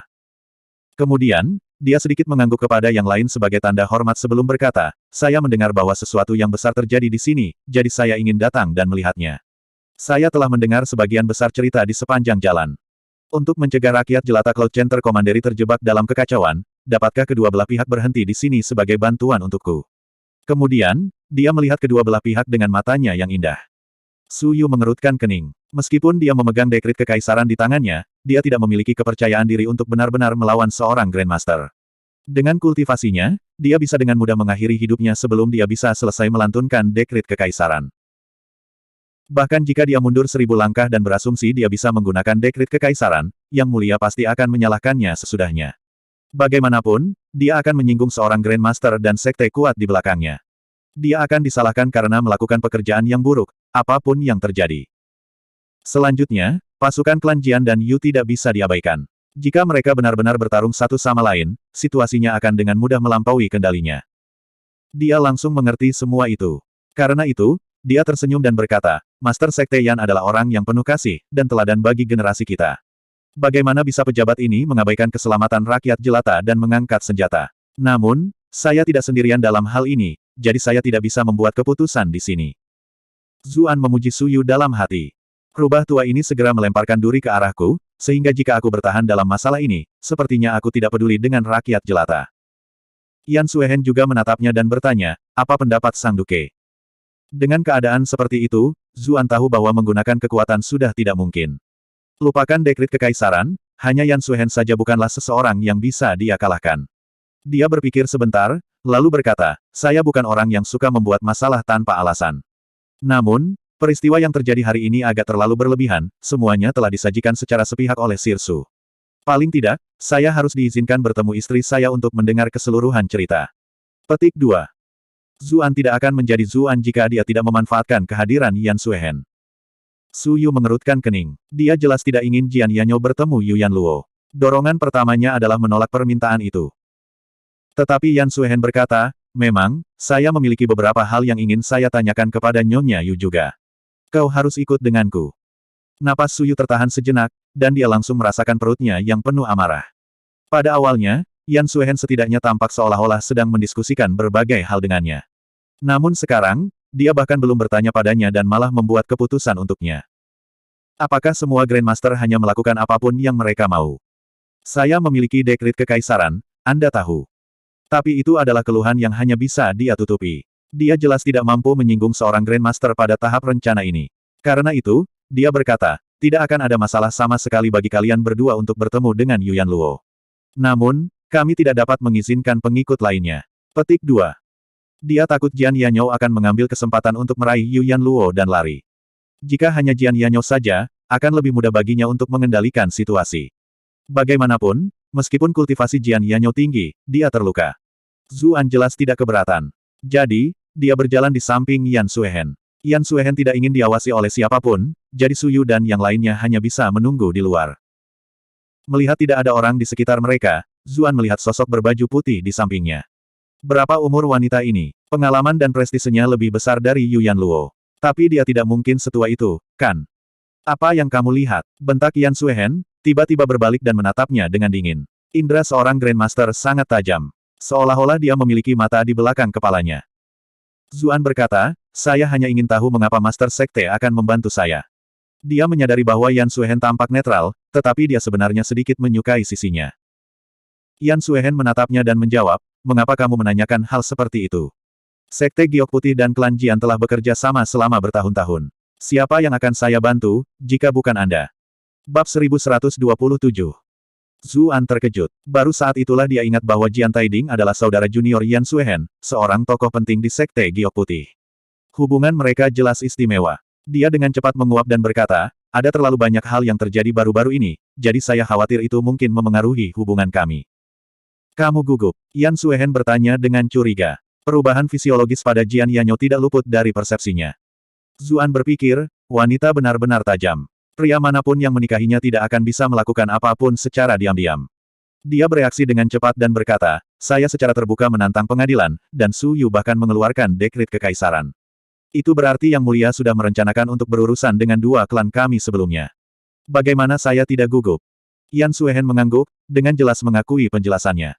Tapi dia tidak berkomentar sama sekali. Jelas bahwa dia ingin mempertahankan situasi Sekte Giok Putih saat ini dan tidak ingin terlibat dalam konflik pengadilan.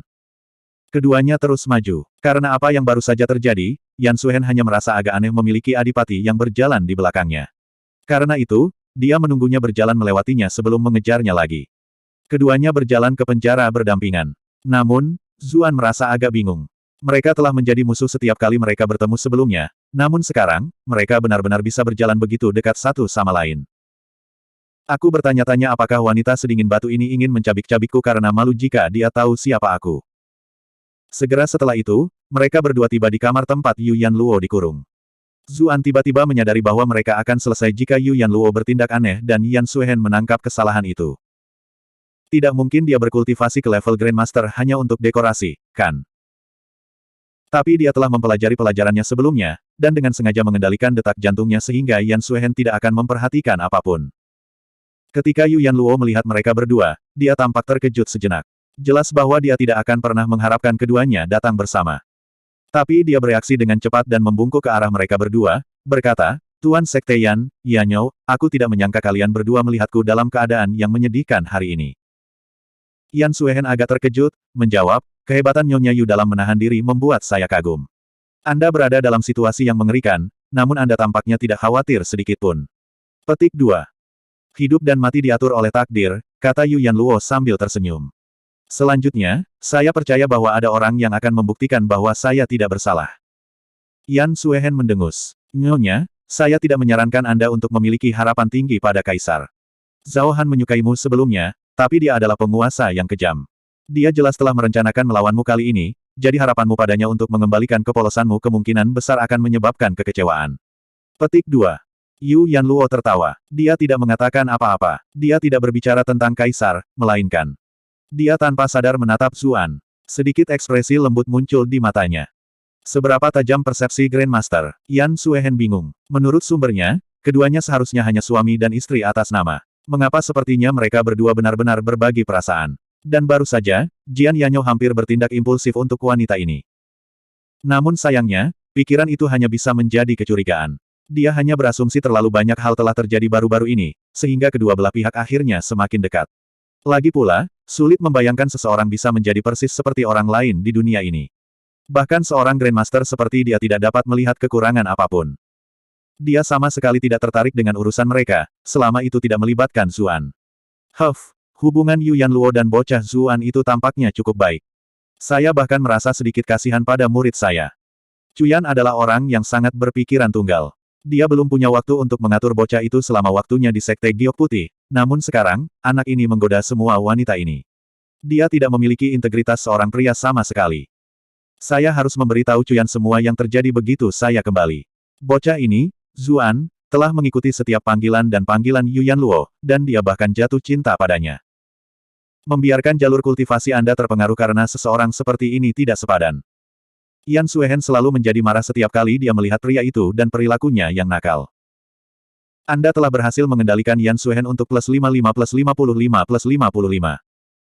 Sementara itu, Zuan tidak bisa menahan diri untuk tidak melihat Dewi yang membeku. Dia terlihat sangat tinggi dan mulia di luar, tetapi dia benar-benar marah. Wanita ini tampaknya tidak setenang dan acuh tak acuh seperti yang terlihat, sebaliknya, dia menyimpan cukup dendam. Jika Yan Suehen tahu bahwa dia telah dilihat oleh pria di sebelahnya, dia mungkin akan membunuhnya untuk membungkamnya selamanya di tempat. Dia mengumpulkan pikirannya dan menatap Yu Yanluo, berkata, saya hanya datang hari ini untuk memverifikasi satu hal. Zuan terbatuk dan menambahkan, saya hanya bisa datang ke sini karena bantuan Sekte Master Yan. Dia kemudian memberi Yu Yanluo rekap kasar dari semua yang telah terjadi. Alasan utamanya adalah karena dia tidak ingin Yu Yanluo menyinggung Yan Suehen tanpa mengetahui apapun. Mereka benar-benar tidak mampu memiliki Grandmaster yang ditambahkan ke daftar lawan mereka. Yu Yanluo memberi isyarat untuk menunjukkan bahwa dia mengerti, lalu menunjukkan senyum ramah kepada Yan Suehen. Dia berkata, silakan bertanya kepada saya apapun yang Anda inginkan, Master Sekte Yan. Yan Suehen tidak meminta Zuan untuk pergi dan bertanya, setelah pertemuan terakhir kami, saya memeriksa jenazah adik laki-laki saya. Dia memang mati karena klan Parasite. Awalnya saya pikir itu tidak ada hubungannya dengan Anda, tetapi kemudian saya mendengar bahwa Anda adalah Medusa. Mungkinkah Anda sudah berkolusi diam-diam dengan Paman Ming secara diam-diam untuk memulai, merencanakan dengan ras iblis? Suaranya menjadi semakin dingin menjelang akhir, dan matanya mulai bersinar dengan cahaya yang jelas. Zuan tercengang, berpikir, apakah ini teknik mata yang lain? Yu Yanluo menggelengkan kepalanya dan berkata, saya tidak tahu bahwa Paman Ming sebenarnya hanyalah penipu parasit, jadi bagaimana saya bisa berkolusi dengannya? Selama bertahun-tahun, saya tidak melakukan apapun untuk menyakiti umat manusia. Jika Master Sekte tidak mempercayai saya, jangan ragu untuk memeriksanya. Petik 2. Tidak perlu, kata Yan Suehen, dan matanya kembali normal. Kemudian, dia menatap Zuan dan berkata, saya sudah selesai. Jika Anda memiliki hal lain untuk ditanyakan, cepatlah. Petik 2. Zuan terkejut, tetapi dia berkata, saya memiliki beberapa hal pribadi untuk dikatakan kepada istri saya. Bisakah Master Sekte memberi kami privasi? Petik 2. Yan Suehen terdiam. Aku bahkan tidak memintamu untuk pergi ketika aku bertanya tentang itu sebelumnya, tapi sekarang kamu yang membelakangiku.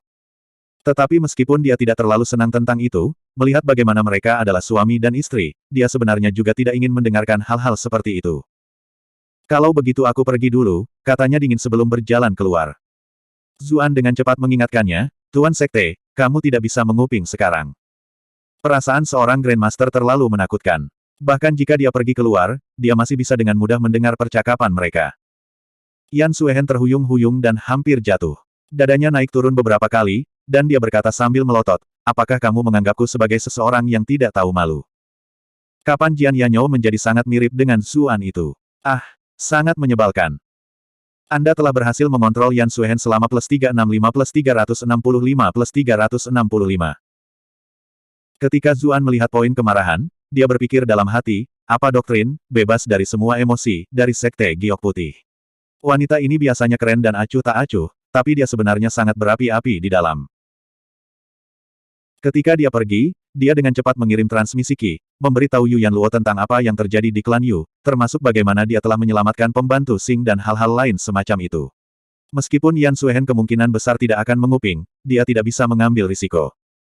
Sepertinya Kaisar bertekad untuk berurusan dengan dua klan kita. Ekspresi Yu Yanluo dingin saat dia berbicara. Rencana untuk menangkapnya dan menyerang klan pada saat yang sama menunjukkan bahwa pihak lain jelas-jelas telah merencanakan untuk melawan mereka untuk waktu yang lama. Dia memberitahu Zuan, terima kasih atas semua yang telah kamu lakukan. Kalau tidak, kita mungkin benar-benar sudah selesai kali ini. Petik 2. Bagaimana saya bisa melakukan apa-apa sementara semua ini terjadi? Zuan menjawab. Dia melanjutkan, pertanyaannya sekarang adalah, sekarang Su Yu memiliki dekret kekaisaran, dan saya tidak dapat menggunakan kekuatan klan Jian atau Yu untuk menyelamatkan Anda, apa yang harus saya lakukan? Yu Yanluo tersipu saat mendengar itu. Dia menjawab, saya pasti akan dijaga ketat di sini. Bantu saya menyelamatkan pembantu Xing dan yang lainnya terlebih dahulu, atau mereka mungkin akan terungkap seiring berjalannya waktu. Petik 2. Oke, Zuan setuju. Namun, dia terdiam. Apa yang salah? Yu Yanluo bertanya dengan rasa ingin tahu ketika dia melihat bagaimana Zuan tampak disibukkan dengan banyak pikiran. Zuan berkata, saya punya pertanyaan untuk ditanyakan kepada Anda. Aku mendengar Xiao Yao menyebutkan. Dia bercerita tentang Ibu Pei Mianman dan bagaimana dia meninggal karena racun Medusa. Kemudian, dia dengan hati-hati menatap Yu Yanluo dan bertanya, apakah masalah ini ada hubungannya denganmu? Yu Yanluo tidak menjawab secara langsung. Sebagai gantinya, dia menatapnya dengan ekspresi aneh yang sama dan bertanya, jika saya memberitahu Anda bahwa saya memiliki hubungan keluarga, siapa? yang akan Anda pilih untuk membantu? Bab 1128, Kesepakatan Bisnis. Zuan mengerutkan kening. Dia tidak pernah mengharapkan hasil seperti itu. Dia benar-benar tidak pernah membayangkan bahwa kematian Ibu Big Man Man benar-benar ada hubungannya dengan Yuyan Luo. Tetapi jika itu benar-benar terjadi, dia tidak bisa mengecewakan Man Man di sini. Tiba-tiba, Yuyan Luo tersenyum dan berkata, lihat betapa takutnya kamu. Nona Pei pasti sangat penting bagimu. Jangan khawatir, kematian ibunya tidak ada hubungannya denganku. Selain itu, saya percaya itu tidak ada hubungannya dengan ibu saya juga. Petik 2. Zuan bingung. Dia bertanya, lalu mengapa kamu mengatakan itu sekarang? Yuyan Luo menatapnya dengan ekspresi rumit, menjawab, tidak bisakah aku menggodamu sesekali? Tapi hasilnya membuatku sedikit patah hati. Zuan terdiam. Dia menyadari bahwa Yuyan Luo tahu apa yang telah dia putuskan dari perubahan ekspresinya. Untungnya, Yuyan Luo memecah kesunyian di saat kritis. Menurut apa yang kamu katakan, racun yang diderita ibunya adalah eksklusif untuk ras Raja Medusa. Itu yang awalnya saya bingung. Tetapi memikirkannya, saya tidak pernah menyakiti ibunya, dan kemungkinan ibu saya akan berurusan dengannya semakin kecil. Itu bagus kalau begitu. Zuan menghela nafas lega. Dia melanjutkan, lalu yang paling aku khawatirkan sekarang adalah bagaimana aku akan menyelamatkanmu. Yuyan Luo menggelengkan kepalanya dan menjawab, saya telah menerima niat baik Anda. Namun, seperti apa adanya, akan terlalu berbahaya bagimu untuk menyelamatkanku. Fakta bahwa Anda dapat membantu klan saya melarikan diri dari kota ini sudah membuat saya bersyukur tanpa henti, bagaimana saya bisa membuat Anda mengambil risiko semacam itu. Suasana hati Zuan sangat berat. Dia menjawab, kalau begitu aku akan membawa pembantu Xing dan yang lainnya ke tempat yang aman terlebih dahulu sebelum memikirkan hal lain. Mereka berdua bertukar informasi, lalu Zuan mengucapkan selamat tinggal padanya. Lagi pula, semakin lama pembantu Xing dan yang lainnya tinggal di kota, semakin berbahaya bagi mereka. Suami saya, Yuyan Luo tiba-tiba memanggilnya secara emosional setelah dia baru saja mengambil beberapa langkah. Zuan berbalik kaget. Wajah Yuyan Luo sepenuhnya merah, jari-jarinya mencuat melalui jeruji sel. Dia khawatir Yan Suehen mungkin mendengarnya, itulah sebabnya dia tidak berani memanggilnya dengan nama aslinya. Meski begitu, suara yang sangat manis yang dia panggil saat itu mengejutkan. Terima kasih, kata Yuyan Luo. Bulu matanya sedikit bergetar. Dia terlalu malu bahkan untuk menatap tatapan Zuan. Zuan tertawa lugas dan menjawab, sudah berapa kali kamu berterima kasih padaku? Anda tidak perlu melakukan itu, karena saya adalah laki-laki Anda, hahaha, dia menghilang melalui pintu masuk, meninggalkan jejak tawa. Wajah Yuyan Luo memanas. Dia hampir bisa mendengar suara detak jantungnya sendiri. Mau tak mau dia mengingat pemuda yang dia temui di pinggiran Bright Moon City. Dia baru saja seperti anak sapi yang baru lahir saat itu, berteriak ribut tentang bagaimana dia akan menjadi suaminya. Dia hanya memperlakukannya sebagai lelucon saat itu. Sekarang, bagaimanapun, ketika dia mendengar kata-kata yang serupa, meskipun dia melakukannya dengan menggunakan identitas Jian Yanyo sehingga Yan Suehen tidak akan berpikir ada yang aneh, mengapa dia merasa sangat malu. Saat Zuan keluar dari penjara, Yan Suehen berdiri di luar tanpa ekspresi. Meskipun dia melakukan yang terbaik untuk mempertahankan penampilannya yang tenang dan tenang, Zuan masih melihat ketidakpuasan di antara alisnya. Dia tersenyum ke arahnya, berkata, saya telah mengganggu Master Sekte. Yan Suehen terdiam. Dia merasa mengerikan. Dia ingin mengatakan sesuatu, namun dia merasa bahwa berkomentar akan merusak citranya di depan orang lain, jadi dia menelan kata-katanya kembali. Dia hanya memaksakan mendengus dingin sebelum berbalik dan pergi. Su Yu sedang menunggu di luar dengan cemas. Dia menghela nafas lega ketika dia melihat mereka berdua keluar. Yan Suehen memberinya anggukan dan berkata, saya sudah menanyakan apa yang perlu saya tanyakan. Saya harap Anda semua dapat mempertimbangkan orang-orang biasa dari Cloud Center Commandery ketika Anda mengungkapkan pendapat, dan untuk tidak gegabah menggunakan senjata. Dia naik ke udara dan menghilang ke cakrawala setelah dia selesai berbicara, tidak menunggu tanggapan dari siapapun. Rambut panjangnya berkibar-kibar, gaun putihnya semurni salju. Dia terlalu cantik, para penonton menghela nafas dengan takjub saat mereka melihatnya pergi. Lebih jauh, rakyat jelata bahkan mengira mereka telah melihat seorang dewi. Beberapa bahkan berlutut dengan penuh semangat untuk berdoa ke arah dia terbang. Zuan mengangkat kepalanya dan menatap ke arah Yan Suehen sebentar. Dia mengerutkan kening, berpikir, selera wanita ini benar-benar dipertanyakan. Dia benar-benar memakai celana di bawah gaunnya. Apa gunanya bahkan mengenakan gaun pada saat itu? Yan Suehen merasakan sesuatu dan secara naluriah mendekatkan kakinya. Dia berbalik untuk melihat ke bawah dengan bingung, tetapi dia juga tidak tahu apa yang salah, jadi dia hanya bisa mempercepat dan pergi sesegera mungkin. Zuan melompat ketakutan ketika dia melihatnya berbalik. Apakah indera seorang Grandmaster benar-benar konyol? Sepertinya aku harus lebih berhati-hati lain kali aku mengolok-oloknya. Suara Suyu menyela pikirannya. Saya percaya bahwa Adipati merasa nyaman sekarang, iya. Kami telah memperlakukan Nyonya Yu dengan sangat sopan dan tanpa kelalaian apapun. Zuan mendengus. Saya berharap untuk memperlakukan Sirsu dengan sopan di Duke Manor kami suatu hari nanti juga. Suyu tidak marah dan menjawab, aku pasti akan mengunjungi Duke lain kali. Karena pihak lain tidak tergelincir sama sekali, Zuan juga tidak bisa berakting. Dia berkata, Tuan Su, jangan salahkan saya karena menjadi bermusuhan jika bahkan sehelai rambut pun hilang dari kepala Yan Luo. Suyu tahu bahwa tidak ada bahaya yang tersisa. Dia berkata sambil tersenyum, bahkan jika Adipati tidak mempercayai saya, Anda harus mempercayai Tuan Sang. Dia juga akan mengawasinya. Sang Hong mengutuk dalam hati. Rubah tua ini jelas mencoba menyeretku ke dalam air juga. Tetapi dengan keadaannya, dia hanya bisa melangkah maju dan berkata, memang, saya pasti akan memastikan keselamatan Nyonya Yu. Baru saat itulah Zuan mendengus dan pergi seolah-olah dia sedang kesal. Para jenderal manor urusan militer dan orang-orang klan Jian menghela nafas lega. Mereka khawatir bahwa mungkin benar-benar akan ada konflik dan bahwa mereka harus bertarung satu sama lain. Mereka benar-benar akan berada dalam situasi yang buruk saat itu. Orang-orang klan Yu secara komparatif lebih kecewa, tetapi mereka tidak dapat memaksa diri mereka untuk secara terbuka menentang istana dan kaisar. Begitu mereka kembali ke Duke Manor, sekelompok orang pergi untuk mencegah Zuan berakting lagi. Mereka bahkan mengemukakan saat ketika pasukan Duke Bright Moon telah ditekan oleh dekrit kekaisaran. Mereka khawatir bahwa adipati mereka akan bertindak berdasarkan dorongan hati dan memimpin pasukan untuk menyerang istana urusan bela diri lagi. Jika itu terjadi, akan sulit untuk memastikan keselamatan orang-orang mereka di rumah. Seluruh komando akan berada dalam kekacauan. Zuan tahu bahwa bawahan-bawahan itu sangat ditakuti oleh dekrit kekaisaran. Dia sedang tidak ingin berbicara dengan mereka, jadi dia menyuruh mereka pergi setelah mengatakan beberapa hal. Pada saat dia kembali ke halaman belakang, Chu Ji sudah kembali. Zuan memberitahu kedua wanita itu apa yang baru saja terjadi. Kedua wanita itu segera merasa putus asa ketika mereka mengetahui bahwa Su Yu memiliki dekrit kekaisaran. Namun, Zuan menghibur mereka dan berkata, kalian tidak perlu khawatir. Menyelamatkan klan Anda adalah hal yang paling penting saat ini. Itulah yang paling dikhawatirkan Nyonya itu juga. Petik 2. Chu Ji mengatakan kepadanya bahwa dia telah menghubungi klannya dan mengatakan kepada mereka untuk tidak bertindak sembarangan. Mereka semua bersiap untuk meninggalkan kota. Pada saat yang sama, dia menyebutkan bahwa ada pasukan yang mencari mereka kemana-mana, dan mereka tidak akan bisa bersembunyi selamanya jika itu terus berlanjut. Sepertinya kita harus bergerak cepat. Semakin lama kita menyeretnya keluar, akan semakin berbahaya, pikir Zuan dalam hati. Pembantu Sing berkata dengan cemas, Su Yu pasti akan menyuruh anak buahnya mengawasi Duke Manor. Dirimu yang terhormat akan berada dalam masalah jika kamu menunjukkan dirimu seperti ini. Jika Zuan mengawal ras ular keluar kota dan ketahuan melakukannya, itu akan menjadi bukti mutlak kolusi dengan ras iblis. Pada saat itu, lupakan tentang menyelamatkan Yuan Luo, bahkan seorang adipati seperti dia akan dipenjara. Tepat, aku baru menyadarinya saat aku kembali. Ada lebih banyak tentara di sekitarnya, Chu Ji juga berkata dengan cemas. Ada seseorang yang bisa membantu kita. Anda semua harus beristirahat untuk saat ini, saya akan melakukan perjalanan, kata Zuan, lalu bangkit untuk pergi.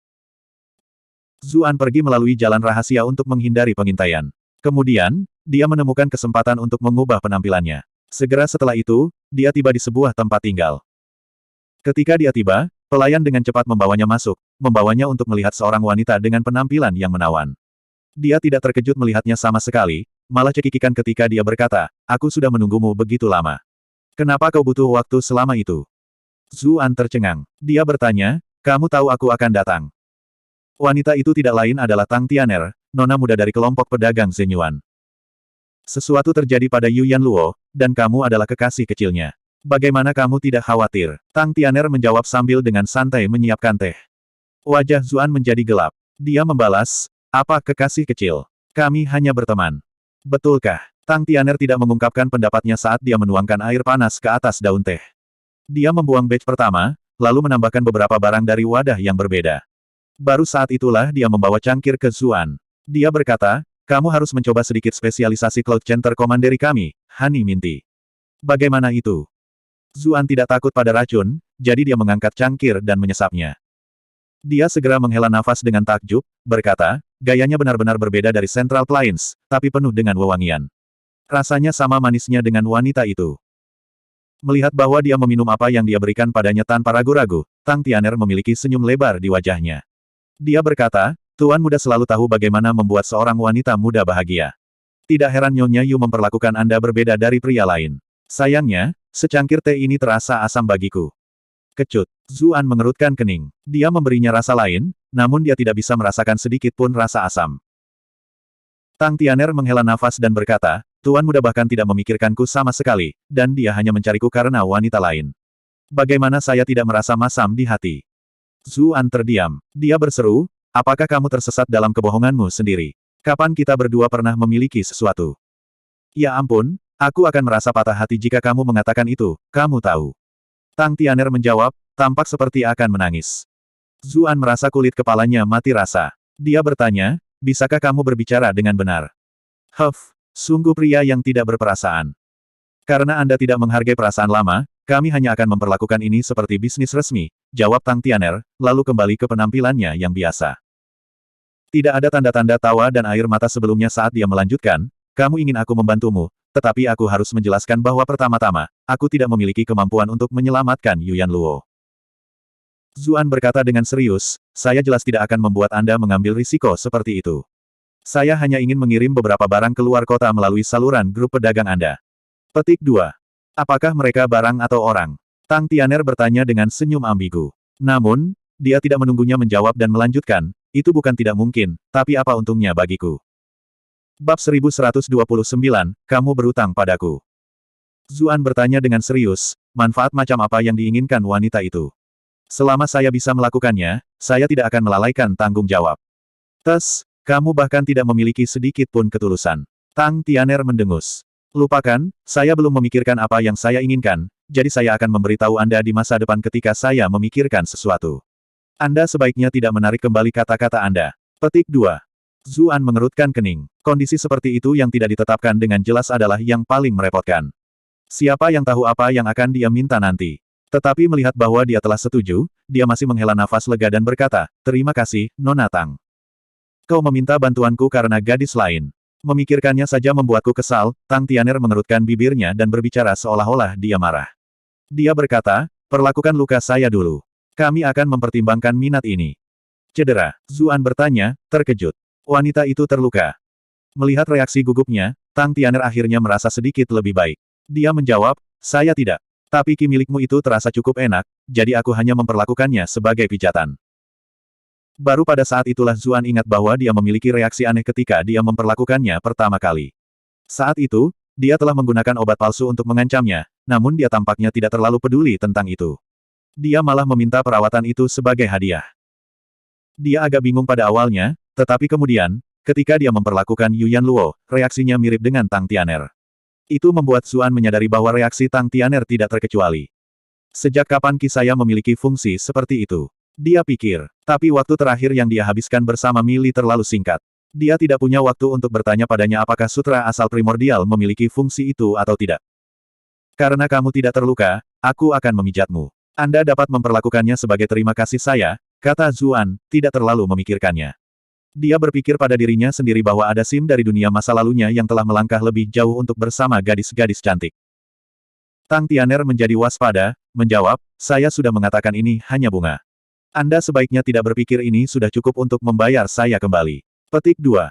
Ya, jawab Zuan. Dia tidak bisa menahan tawa ketika dia melihat penampilannya yang kikir. Gadis itu terkadang masih sangat manis.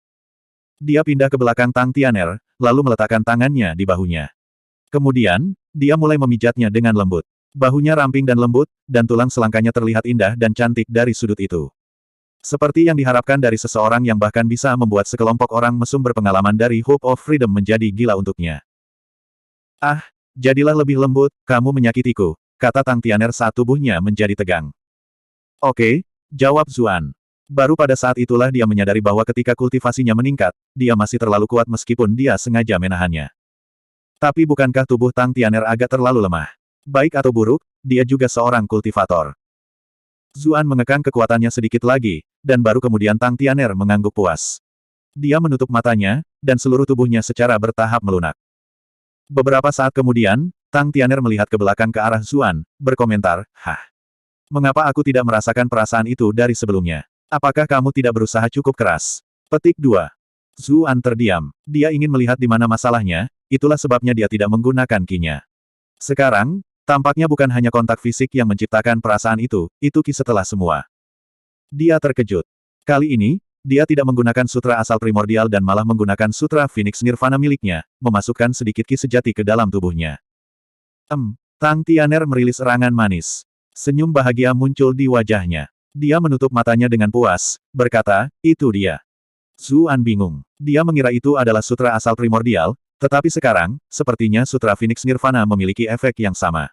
Dia tidak yakin dan beralih ke Heaven Devouring Sutra. Dia tidak menyedot kultivasinya, tetapi masih menggunakan teknik ki. Tang Tianer secara tidak sengaja memutar tubuhnya. Zuan bertanya, ada apa? Kamu tidak merasakan apa-apa lagi? Tidak, jawab Tang Tianer, tersipu. Salah satu betisnya bergerak sedikit sambil melanjutkan, hanya saja perasaannya sedikit berbeda dari sebelumnya, itu adalah perasaan bahagia yang berbeda. Bagaimana saya mengatakan ini? Ini seperti, saya suka semangka, tapi saya juga suka anggur. Meski berbeda, aku tetap menyukainya. Zuan terdiam. Apa yang sedang terjadi? Jenis ki yang sama sekali berbeda ini dapat mencapai hasil yang serupa. Lalu apakah itu berarti aku? Apakah karena bakat transenden? Kepala sekolah yang cantik sebelumnya memberitahu saya bahwa esensi darah saya adalah ramuan yang luar biasa bagi orang-orang di dunia ini, bahwa itu seperti daging Xuanzang dari perjalanan ke barat.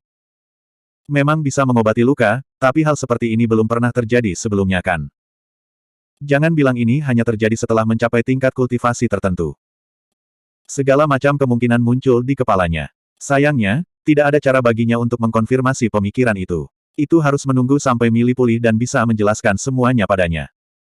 Tapi momen gangguannya datang dengan mengorbankan Tang Tianer. Karena dia tidak fokus mengendalikan dirinya, beberapa jenis ki masuk ke tubuhnya secara bersamaan. Pada saat itu, dia merasa seolah-olah dia telah dipukuli lagi dan lagi. Perasaan itu sudah jauh lebih kuat daripada yang bisa dia tahan, tetapi dia juga tidak bisa menghentikannya.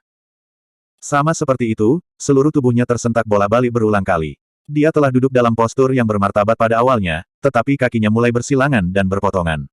Dia mengubah postur duduknya berkali-kali berturut-turut. Pembantu pribadinya, Little Chan akan membawakan beberapa minuman, tetapi dia mendengar beberapa erangan memalukan dari luar pintu. Dia melompat kaget, reaksi pertamanya adalah bahwa nona muda itu dilecehkan. Dia baru saja akan datang untuk menyelamatkan Tang Tianer ketika dia mendengar tuannya berkata, tolong.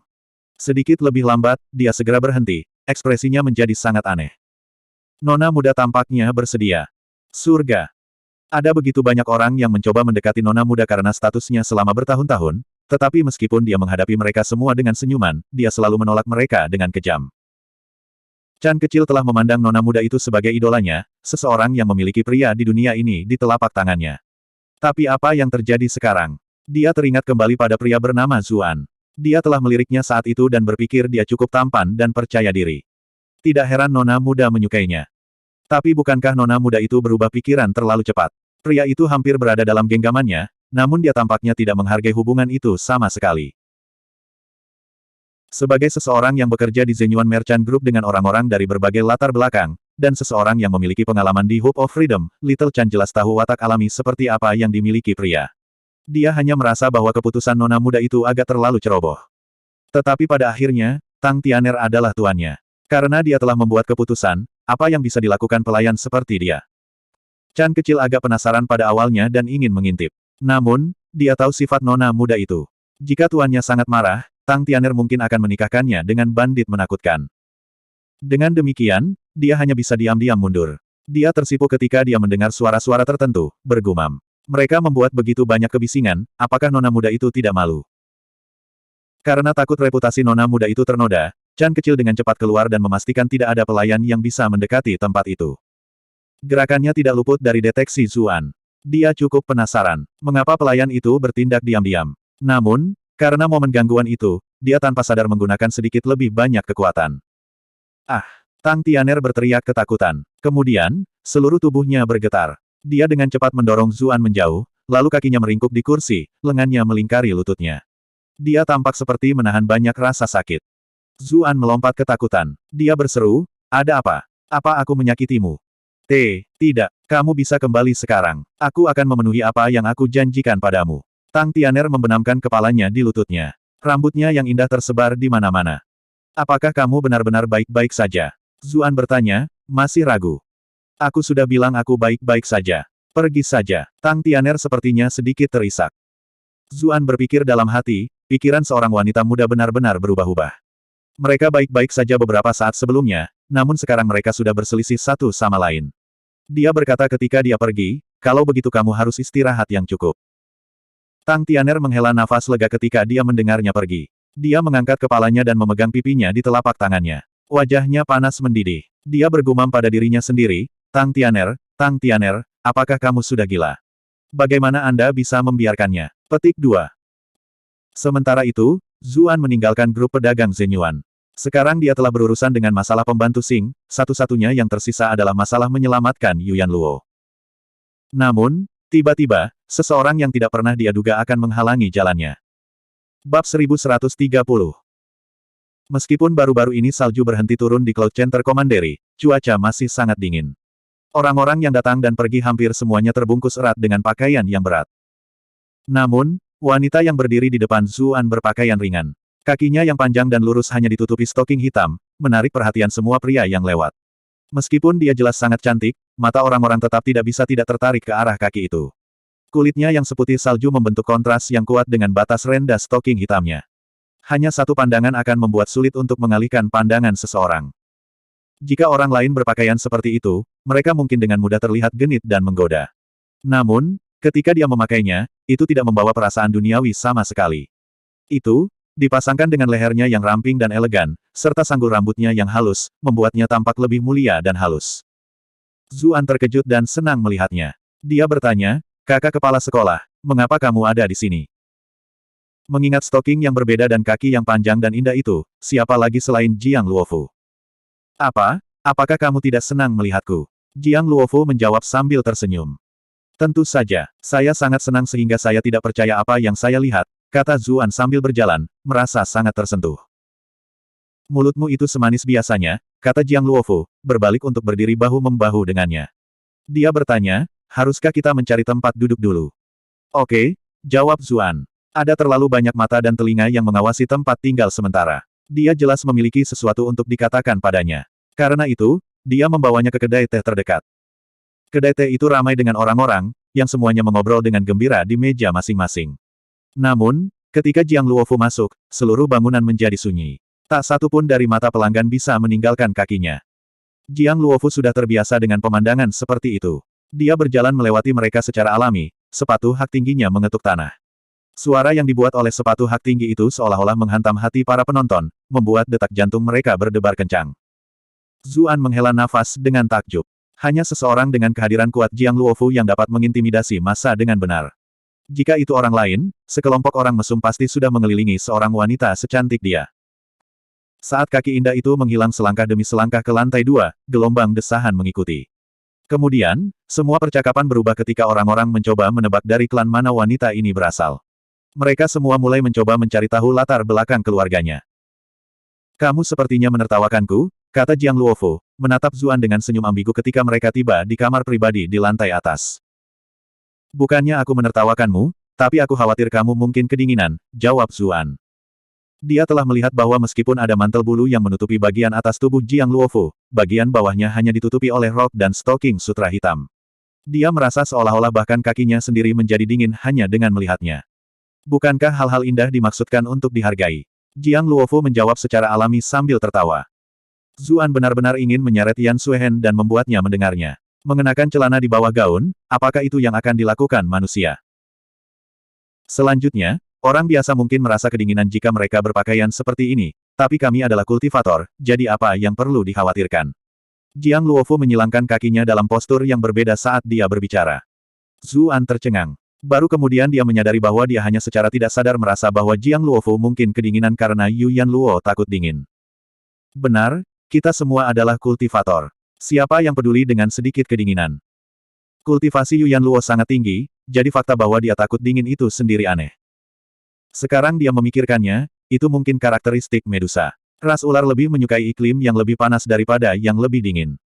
Mereka akan masuk ke hibernasi segera setelah musim dingin tiba. Meskipun Medusa berlevel lebih tinggi dan tidak perlu berhibernasi, musim dingin pasti tidak nyaman bagi mereka. Kecakapan transenden benar-benar menakutkan. Ketika saya baru mengenal Anda, Anda baru saja mulai berkultivasi. Namun sekarang, berapa banyak waktu telah berlalu? Kultivasi Anda telah melampaui milik saya, kata Jiang Luofu sambil menghela nafas. Dia merasa seolah-olah semua itu adalah mimpi atau sesuatu. Jika dia tidak mengalaminya sendiri, akan sangat sulit baginya untuk membayangkan kecepatan kultivasi seseorang begitu cepat. Zuan berpikir pada dirinya sendiri bahwa dia belum mencapai levelnya saat ini dengan hanya mengandalkan bakat level transendennya, tetapi dia tidak bisa benar-benar menjelaskan detail itu padanya. Dia berkata, kakak kepala sekolah terlalu rendah hati. Saya belum mengejar Anda telah membuat kemajuan besar dalam kultivasi Anda juga. Jiang Luofu memutar matanya dan berkata, kamu tidak perlu menyanjungku. Aku bukan tipe orang yang iri pada orang lain. Semakin kuat Anda, semakin bahagia saya. Petik 2. Zuan terkekeh. Dia menuangkan secangkir teh untuknya dan bertanya, kapan kepala sekolah kakak sampai di sini? Sudah lama. Saya tahu tentang beberapa prestasi Anda, jawab Jiang Luofu. Dia mengangkat cangkir teh ke bibirnya, sedikit senyum muncul di matanya. Zuan terkejut. Kenapa dia terdengar penuh rahasia? Dia dengan cepat berkata, untung kakak datang, saudara perempuan juniormu dalam masalah. Dia memberikan ringkasan kasar tentang identitas Yuyan Luo dan pengalaman mereka. Itu adalah masalah yang sama yang ingin saya bicarakan dengan Anda kali ini, kata Jiang Luofu dengan sangat tersentuh. Awalnya saya bingung kenapa guru saya mengirim saya ke Cloud Center Commandery, tapi ternyata karena itu. Saya tidak tahu bahwa Yuyan Luo adalah saudara perempuan keenam kami yang misterius.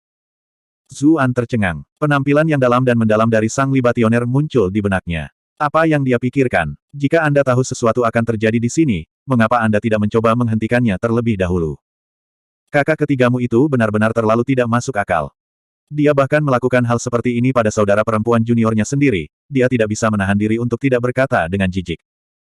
Kakak ketiga mengalami beberapa hal di masa lalu. Saya bahkan yakin bahwa dia telah meninggal. Tapi sekarang, dia tidak hanya hidup, kultivasinya bahkan meningkat. Meskipun dia terlihat jorok dan mabuk sepanjang hari, dao pedangnya masih sesuatu yang sedikit yang bisa menandingi, kata Jiang Luofu, merasa sangat tersentuh. Alasan saudara ketiga bertindak seperti itu mungkin karena apa yang terjadi saat itu. Bagaimana hubungan dia dan Ibu Manman? Zuan bertanya dengan rasa ingin tahu. Dia tidak bisa membantu tetapi merasa bahwa hubungan mereka entah bagaimana aneh. Dia pasti tidak ingin mendapatkan ayah mertua yang aneh entah dari mana. Jiang Luofu ragu-ragu, tetapi pada akhirnya, dia berkata, kamu bukan orang luar lagi, jadi tidak ada salahnya memberitahumu hal-hal ini. Tetap saja, Anda tidak dapat memberitahu siapapun tentang ini. Jika tidak, itu akan sangat merugikan Pei Mianman. Petik 2. Zuan tercengang. Dilihat dari bagaimana dia berbicara tentang subjek, sepertinya ada drama besar yang mengelilinginya. Tentu saja. Jiang Luofu kemudian berkata, kakak ketiga memiliki kecakapan pemahaman yang kuat. Pada usia muda, dia sudah sepenuhnya mewarisi pedang guru. Guru secara pribadi mengevaluasinya saat itu, menyatakan bahwa dia ditakdirkan untuk menerobos ke peringkat Grandmaster. Petik 2. Zuan sudah tahu bahwa meskipun ada banyak kultivator di dunia ini, sangat sedikit yang bisa menjadi Grandmaster. Ada banyak talenta menakjubkan yang gagal melewati ujian besar itu. Bagi Xiao Yao yang telah menerima evaluasi seperti itu di usianya yang masih muda, mudah untuk melihat seberapa tinggi kecakapan pemahamannya. Jiang Luofu mulai menceritakan peristiwa masa lalu. Karena takut dia akan menjadi sombong dan arogan, yang sebenarnya akan menjadi tidak menguntungkan bagi kultivasinya, guru mengirimnya ke dunia prajurit untuk melatih dirinya sendiri. Kakak ketiga mengandalkan pedangnya untuk mengukir reputasi untuk dirinya sendiri. Bahkan ada beberapa yang memanggilnya pedang abadi. Watak alaminya adalah membenci kejahatan, mengambilnya sendiri untuk melenyapkan iblis. Saat itu, masih banyak individu ras iblis yang tersisa di sisi manusia dunia yang membawa malapetaka. Itulah mengapa dia sendirian memusnahkan banyak dari mereka. Petik 2. Itu berlanjut sampai dia bertemu Ibu Pei Mianman. Jiang Luofu berhenti. Dia menatap Zuan dengan matanya yang indah dan bertanya, apakah kamu percaya pada cinta pada pandangan pertama? Zuan tertawa kecil dan menjawab, maksudmu ketika aku melihat kepala sekolah kakak untuk pertama kalinya saat aku memasuki kantormu. Pipi Jiang Luofu menjadi sedikit merah. Dia mendengus. Kamu benar-benar berlidah licin. Meskipun itu yang dia katakan, dia tidak marah dan melanjutkan, itulah yang terjadi ketika saudara ketiga pertama kali melihat Ibu Pei Mianman.